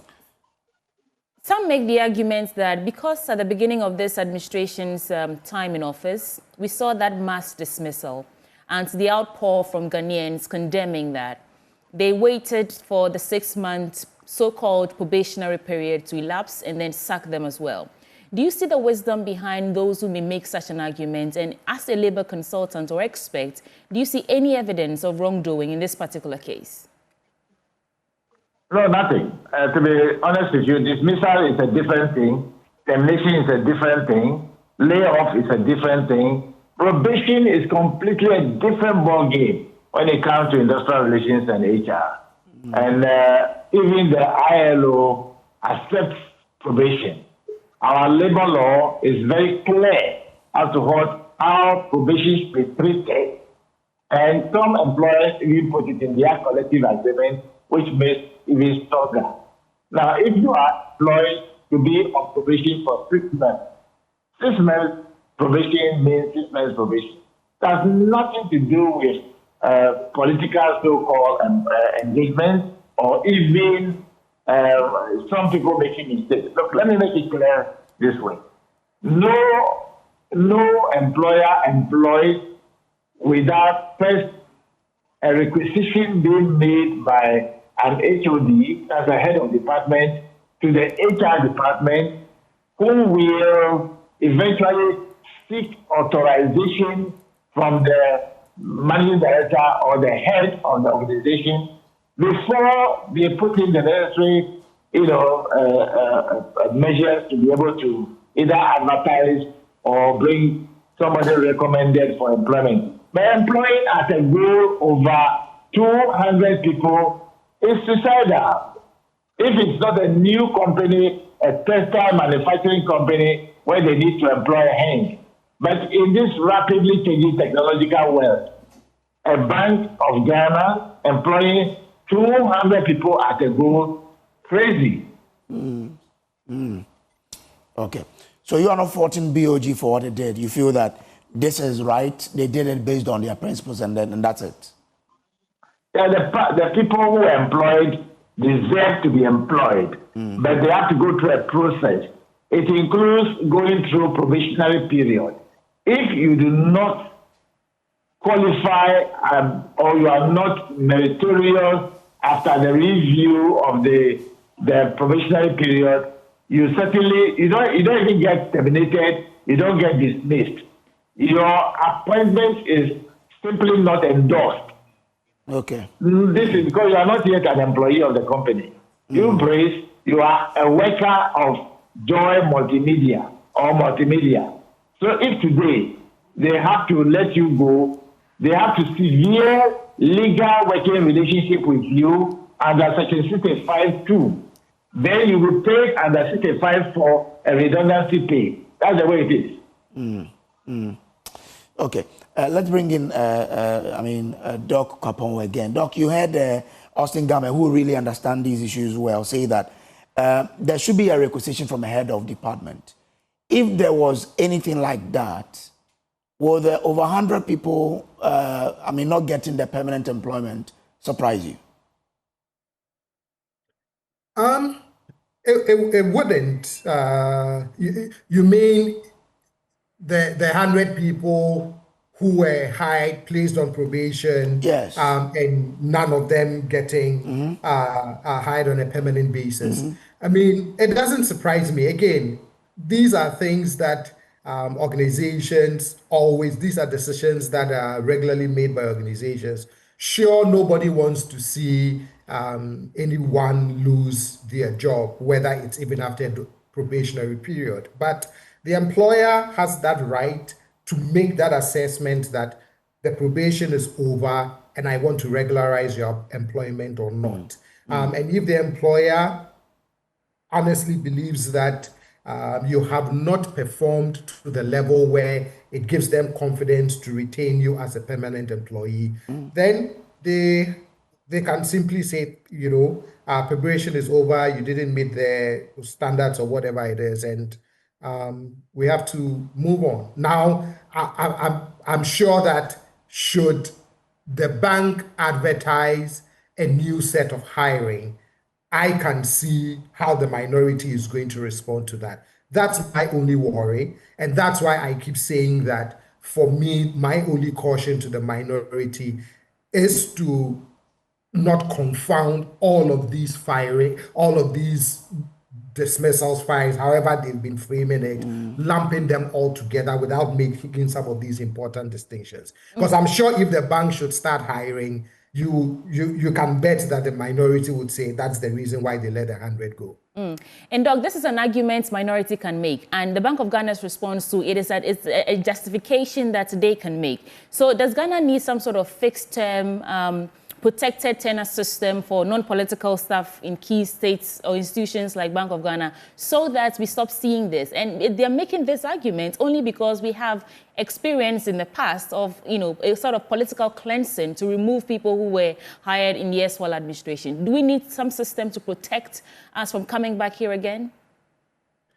Well, one of the things that I've been saying is, especially after the directive of if you were hired after December 7th, your hiring should be terminated, that perhaps we need to go back to the Transition Act. If there are things that we don't want to be done in the transition period after a turnover election, then you make it as part of the law of the, of that transitionary period. So then everybody coming in knows that if you want to do any hiring, once an election is over and it's a turnover, you can't. But when you do something like that, to then in an election year, if I read the political temperature and I feel like I may lose or not win the election, then I can make sure I can do all my hiring a couple of months before that sort of artificial period that you said. At the end of the day, for me, the two political parties have to come to some understanding that besides that which is legal, some things are also proper and right to do or not do. And until they come to that understanding, we'll keep seeing this cycle, no matter how many laws we write and rewrite. Thank you, Dr. John Osai-Kwapon. He's a CDD fellow. And we take the last word now from Austin Gami. To be honest with you, I think that the system is not being fair to the customers. Customers here are you and myself who pay our taxes for the exchequer to disperse. We are being punished unduly by people being employed under the guise of political whatever. Now, you said something which is very profound. A tenure for political office holders is 4 years. So if you are coming in and you want to bring in people, then let there be clarity. That 4 years, just like it's done in a civilized society, like in America, you come in, you are going, you go with them. If the person is a professional person and you want to hire him, don't hire him under the guise of political office. Let him come in and let him work his way through, justify and meet the standards required by the organization, and let him be kept or have it kept. But if you come in for political activities, then you come in, you go out, it's 4 years. You don't need anybody to tell you what to do. Thank you so much, Austin Gami, labor expert and consultant, and they joined us for this conversation. Kojo, I think the takeaway is that we should find a permanent solution to this, so that we stop this post-election terminations that always, causes uproar every time, every election year we are seeing this. But if it's 6 months and we are in June, then these were the people, or this could be part of the people who were taking after December 7, right? So they've done their probation for 6 months, and we've terminated them. See why the argument is there? Yeah, exactly. But you hear Austin Gami who says that to employ over 200 people in a single year, that's crazy. So maybe as you suggested, there should be some structure as to how many people can you even employ for Bank of Ghana in a year. What should you look out for? So that if you hire someone on probation and you sack the person takes the manual and is able to say, okay, I couldn't fulfill ABC, then that's why I'm off. Anyway, stay with us. We'll return shortly with more on the AM show.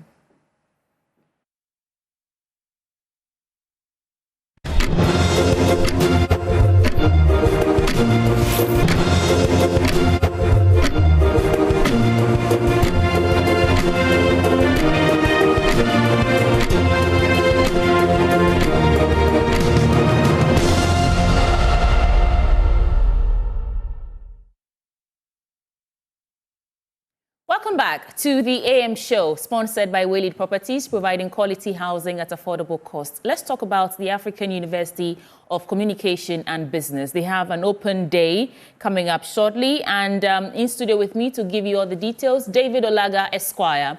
He's president of AUCB Alumni, and Paula White is a member of the planning committee. Lady and gentlemen, welcome to the program. Thank you very much. So for those who might not be familiar with AUCB, please introduce us to the school and your unique selling propositions, Alaga. Very well. So AUCB originally started as AIJC, and then from there we migrated to AUCC, which is the African University College of Communications. That's the popular one, I believe. Very well. Yeah. Sure.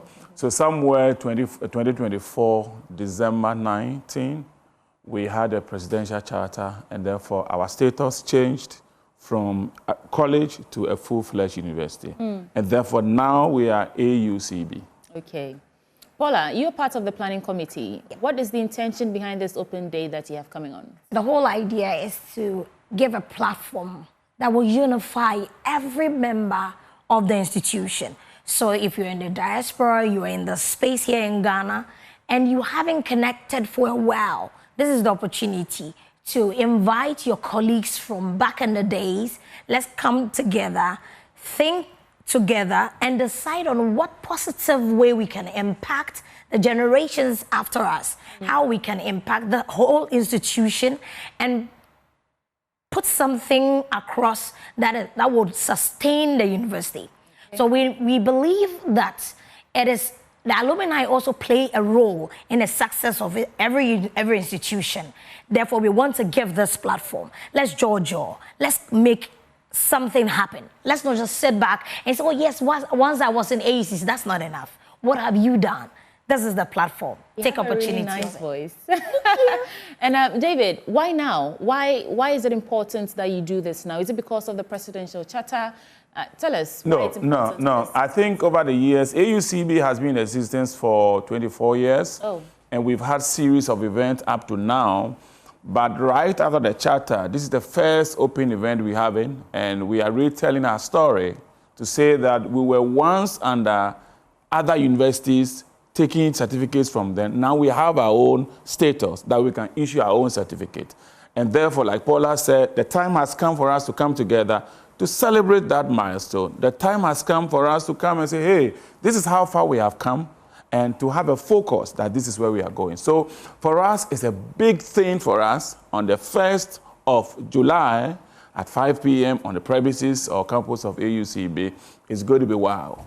Sounds like you're celebrating liberation from... Absolutely. And I'll tell you, you know, one of the things any student, be it current or past, would like to celebrate is to say that I went to this university and the university issued a certificate in the name of that university. Not to say that I went to this university, but I was a baby university because I was affiliated to this, and that university. And AUCB had that in the past. Yeah. But now we are a full-fledged university. So any of our students, current students right now, when you graduate, and in fact, this coming November and subsequently, you are going to have your certificate with AUCB on it as a former institution. So let's talk about this open day. I know you mentioned it in passing, when and where, but let's get the particular details out. When is it happening? Where is it happening? Who's invited?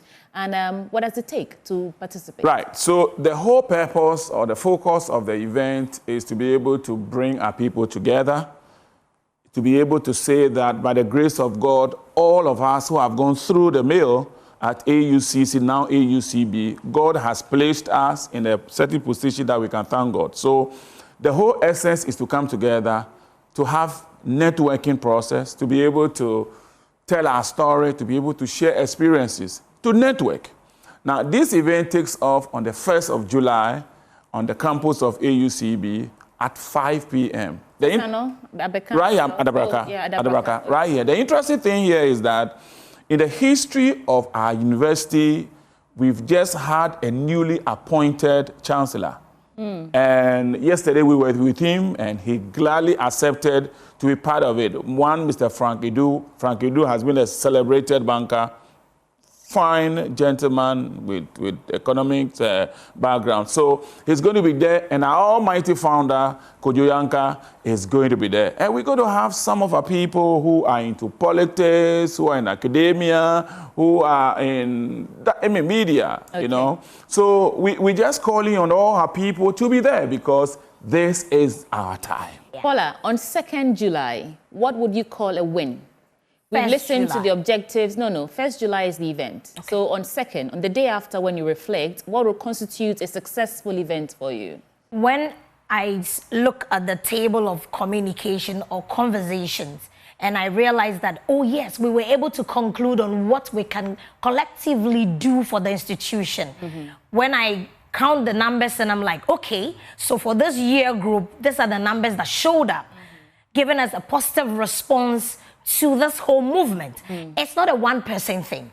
It's the entire AUCC or AUCB or what it used to be before I wasn't there. Yeah. So I'd rather not mention the name and get it wrong. Yeah. So when the people come out in their numbers with the positive energy and intentions that, oh, we want to do something. What can we do together? Collectively, what can we achieve? That's the whole goal. So I would say it was successful because this number of people showed up, and I'm not particular about the numbers because the fewer the merrier. I don't mean that. So if the few people that show up are able to see this is what we want to do. So we want to do this. You're saying the numbers don't matter, but I mean, I would wager you that you'd be happier if they came. Oh, yes.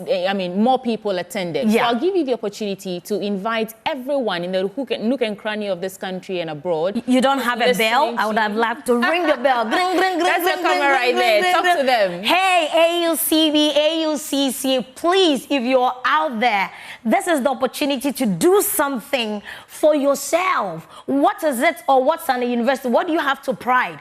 If you once sit down and say, oh, I went to AUCB, but hey, it never exists anymore. Come on. Let's put a chill on the ice. Let's do this. Let's make this happen. Come in your numbers. Tell someone to tell someone that AUCB Open Forum is on the 1st of July, 5 p.m. exact on campus. There's not been any other campus yet. We're still in Adabraka. So please, tell your friends, tell your colleagues, tell your year group, tell your president, post it on all socials and be there in your numbers. Thank you so much, Paula. David, you have the final word. My final word is, this is the time, this is your event, this is my event, this is our event. So we're expecting all of us to show up on the 1st of July at 5 p.m. on the premises or the campus of AUCB at Adabraka. And it's going to be fun. It's going to be very exciting. And the old folks that you have missed for the past number of years that you've left school, you couldn't see them because there wasn't any event like that. Now the time has come. This is meet and greet. Come, let's greet. Come, let's have fun. Let's share experiences. And I'm sure by the end of the day, we shall all be grateful that we did. That there is David Olaga, Esquire, president of AUCB Alumni, and Paula White, whose energy is reverberating around the whole studio this morning. It's a member of the planning committee, and they're inviting you to join them on the 1st of July for their open day. Thank you for coming, and I wish you the very best on July 1st. All right. Grateful. There are some dedications here that I really want to get out. A happy birthday going to Miss Dorothy Tataji. May the blessings of God remain with you as you age gracefully. This is coming from P.S. Mawuli. Also, happy birthday to Joseph Kojo Logosu, multimedia sound engineer. Happy birthday, Mr. Logosu. We appreciate you. Now, let me bring you some story that you really do not want to miss. So, they're sold on nearly every street in Accra. Fresh, sweet, and satisfying. But once the coconut water is gone and the flesh scooped out, what's left behind is becoming a growing environmental concern. But Akoshi Crafts is finding innovative ways to transform this waste into something beautiful and sustainable. Esther Nkrumah has put together this beautiful report in today's Climate Focus series. Enjoy.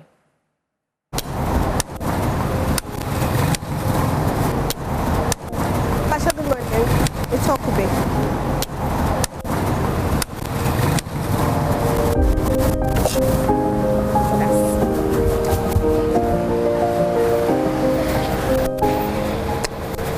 It's always refreshing having a cool coconut drink on a sunny day. But have you ever wondered what happens to the coconut husk when you're done enjoying this delicious drink? While some are being discarded inappropriately by the roadside, other people are finding innovative ways to transform these coconut shells. Join me on a journey to how these coconut husks are being transformed. Come along. If you ever traveled along the Adabraka Road opposite the Iran Hospital in Accra, you're likely to have seen it. A towering heap of coconut husk stacked high. What could have been used for business or housing is now blanketed with discarded coconut waste. But behind this pile is Ayoko, who has spent years collecting this husk. She tells me what first inspired her to start this. Oh, I bet to say 50 years and I'm cotton via no the good circle no na so to say na ya some obi mu denchi ne niama tita me start we you know omo fanku go temu bi no obi denchi ne niama no ndi omo nyina de ba omu di ba begua omu so omu pebia omu di ye ejuma wo fatin no so abesisa die omu di ye se omu si omu di kwa omu nyam aye fertilizer omu di dua nyama. What if this waste could be turned into something better? Ghanaians consume coconut every day, but the husk they toss onto the street, dump in drains or burnt in open spaces. As they pile up or go up in smoke, they quietly add to climate crisis, releasing gases that warm the planet. Some local innovators are choosing a different path. Akoshi Craft is transforming discarded coconut shells into beautiful jewelry, bowls and souvenirs. Anne is an administrative assistant at Akoshi Craft. She explains the motivation behind their innovations. Like I said earlier on, we're trying to save the planet. So they are considering it as waste. And even if it is waste, it shouldn't be on the streets. You understand? So we will have to recycle them. What really inspired Akoshi Crafts or Akoshi is the abundance of discarded coconut shells in Ghana. So we saw the need to transform these coconut shells, which many consider as waste, into something beautiful or useful or sustainable products. So we can talk of some of the products like the cups, the bowls, the containers, the keychains, jewelry, kitchenwares and the rest. So many products is what comes out from coconut shells, but people don't know this, and then they throw it out. This is also a cup.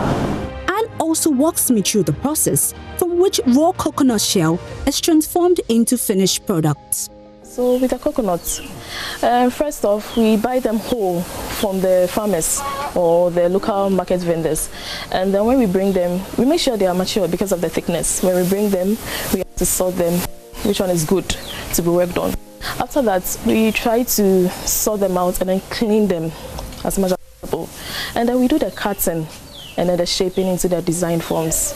And we bring them out to be smoothened and polishing.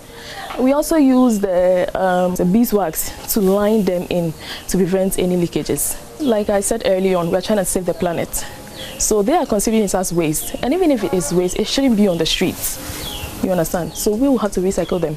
We bring them out and we don't use those ones for cups or goblets which people eat from. No. Rather, we use them for the jewelries, the chains, the buttons, the keychains, the buttons, and then the other jewelries. But this is not just about coconut shells. It's about something much bigger. I mean, we want to eradicate the use of plastics. We want to take it out from there. So we want to, by bringing or initiating the use of coconut shells, which is of great sustainability. I mean, it doesn't even spoil or anything, if I may say so. It doesn't really spoil. So it's durable. It's durable. So we want to eradicate the use of plastics, which is even harmful to the earth. So we want to take that out and then introduce more of the coconut shells. Farouk is one of the artisans at Akoshi Craft. He's been working here for the past 3 years, turning waste into something valuable. I was surprised. Actually, I didn't know that coconut can be used for something like this. So I think after you cut the coconut and take the meat out, the rest is boiler. I never knew it can be used for some things to be useful like this. Yes, actually, it's helping. I mean, it helps us to the dumping of the coconut on the roadsides and the roadside, the people that are selling the coconuts, the fresh coconuts by the roadsides, when they sell the shells, we pick it up and then we dry it. When it gets dry, then we use those thrown up coconut shells to do the earrings and then the key holders. So I think it's helping. It helps us to clean the environment. As Ghana moves to ban styrofoam plastics, described by President Mahama as one of the most pernicious polluters, small initiatives like charcoal she crafts is already showing the way forward. By turning coconut waste into everyday items, they are offering a cleaner, homegrown alternative to plastic. For Joy News, Esther A.C. Nkoma's report. Climate Focus is brought to you by Joy News in partnership with Youth Bridge Foundation, bridging gaps for positive youth development, and the Climate Development Knowledge Network.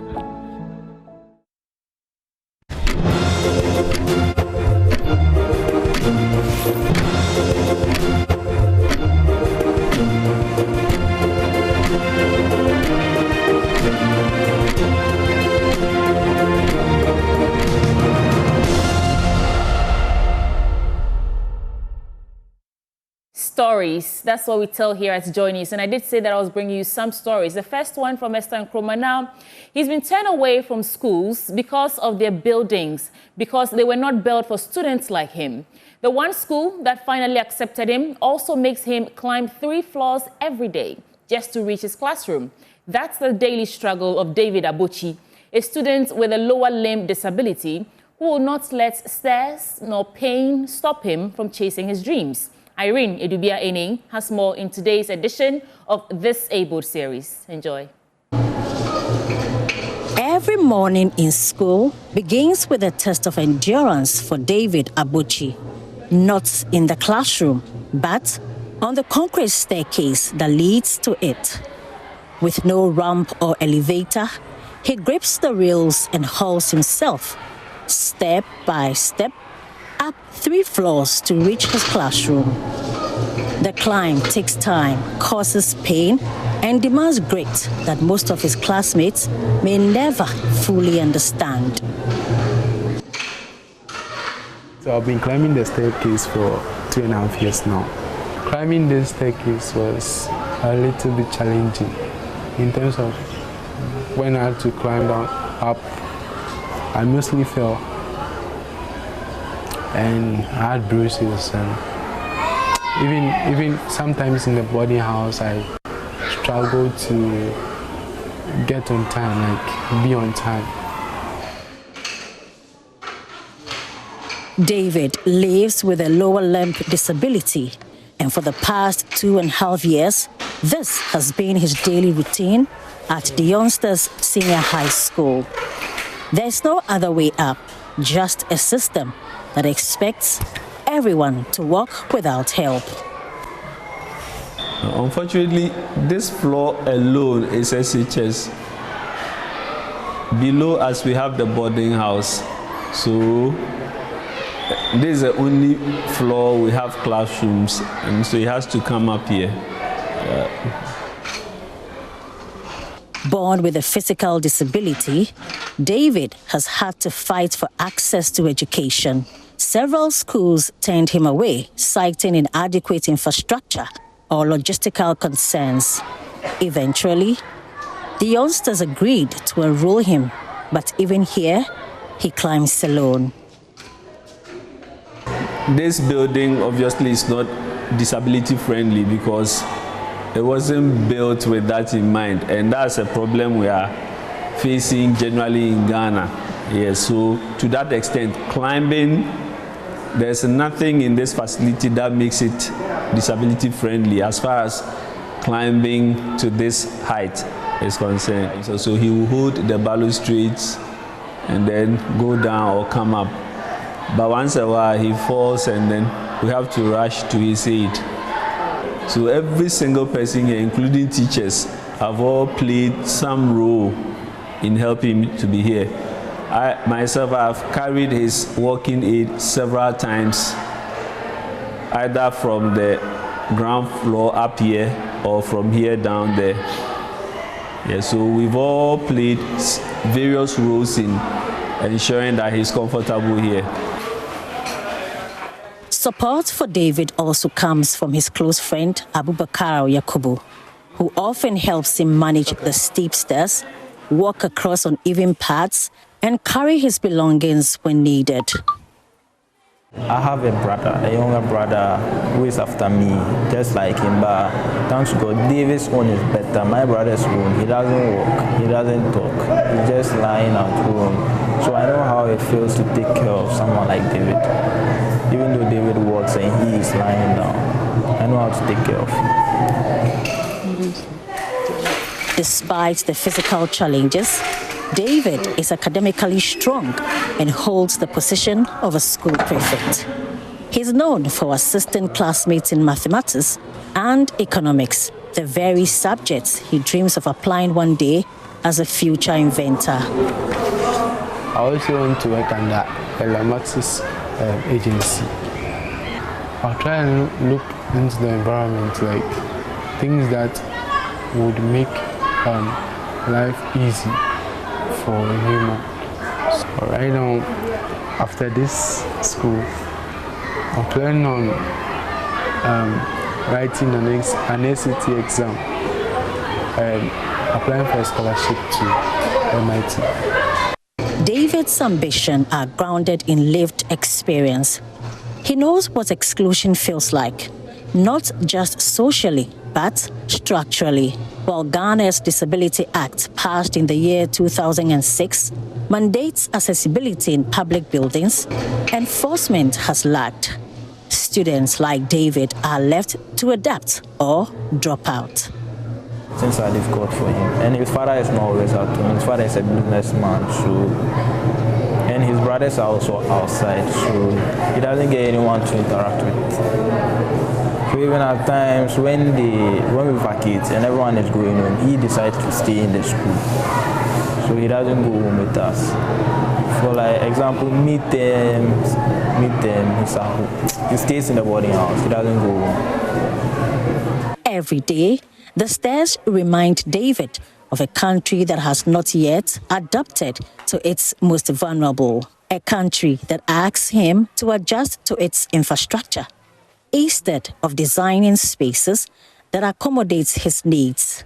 Until that change comes, David will continue to face barriers, not just in his school, but in accessing his fundamental right to education.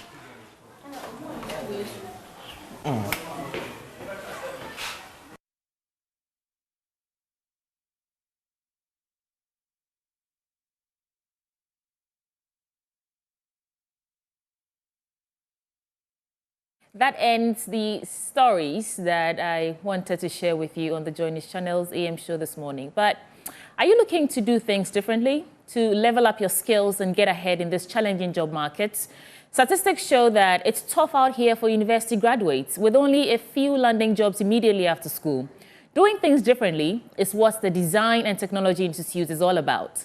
DTI offers programs ranging from precision welding and fabrication, design innovation, which includes graphic design, sound engineering, animation, photography, etc., and entrepreneurship, a very important one.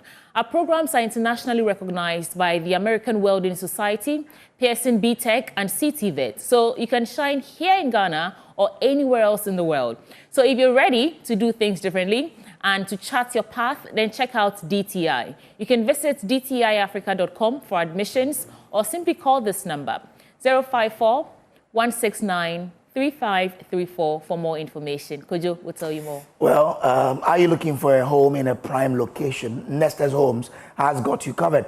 Our properties in Tama Community 26, just behind Palace Mall, offer a serene atmosphere, easy access to transportation routes and social amenities. Off-plan prices start at $35,000 USD. You can call us on 0531 014440 or 0531 You can also visit our website, www.nestes.com.gh. Well, let's not end there because we need to talk about water tanks.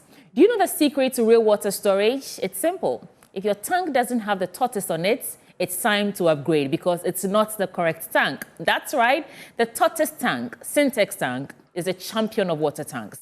It is strong and durable and built to handle our Ghanaian weather. So whether rain or shine, Syntex tank has got your back. So my people, go outside, check your tank, and if it doesn't have the tortoise on it, it's time to upgrade. Join the Syntex tank family today and enjoy water storage that's tough like a tortoise. Call this number, 0244-335-168 to buy one now or find one of 400 agents nationwide.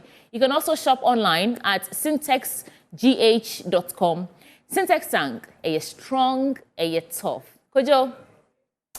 Well, are you ready to dream, dare, and deliver in the world of IT? Look no further than Jackson Institute of Technology, GIT, the only NIIT authorized training center in Ghana. At GIT, we provide world-class IT training for individuals and corporate organizations, equipping you with industry-relevant skills in software development, cybersecurity, networking, cloud computing, artificial intelligence, digital marketing, and more.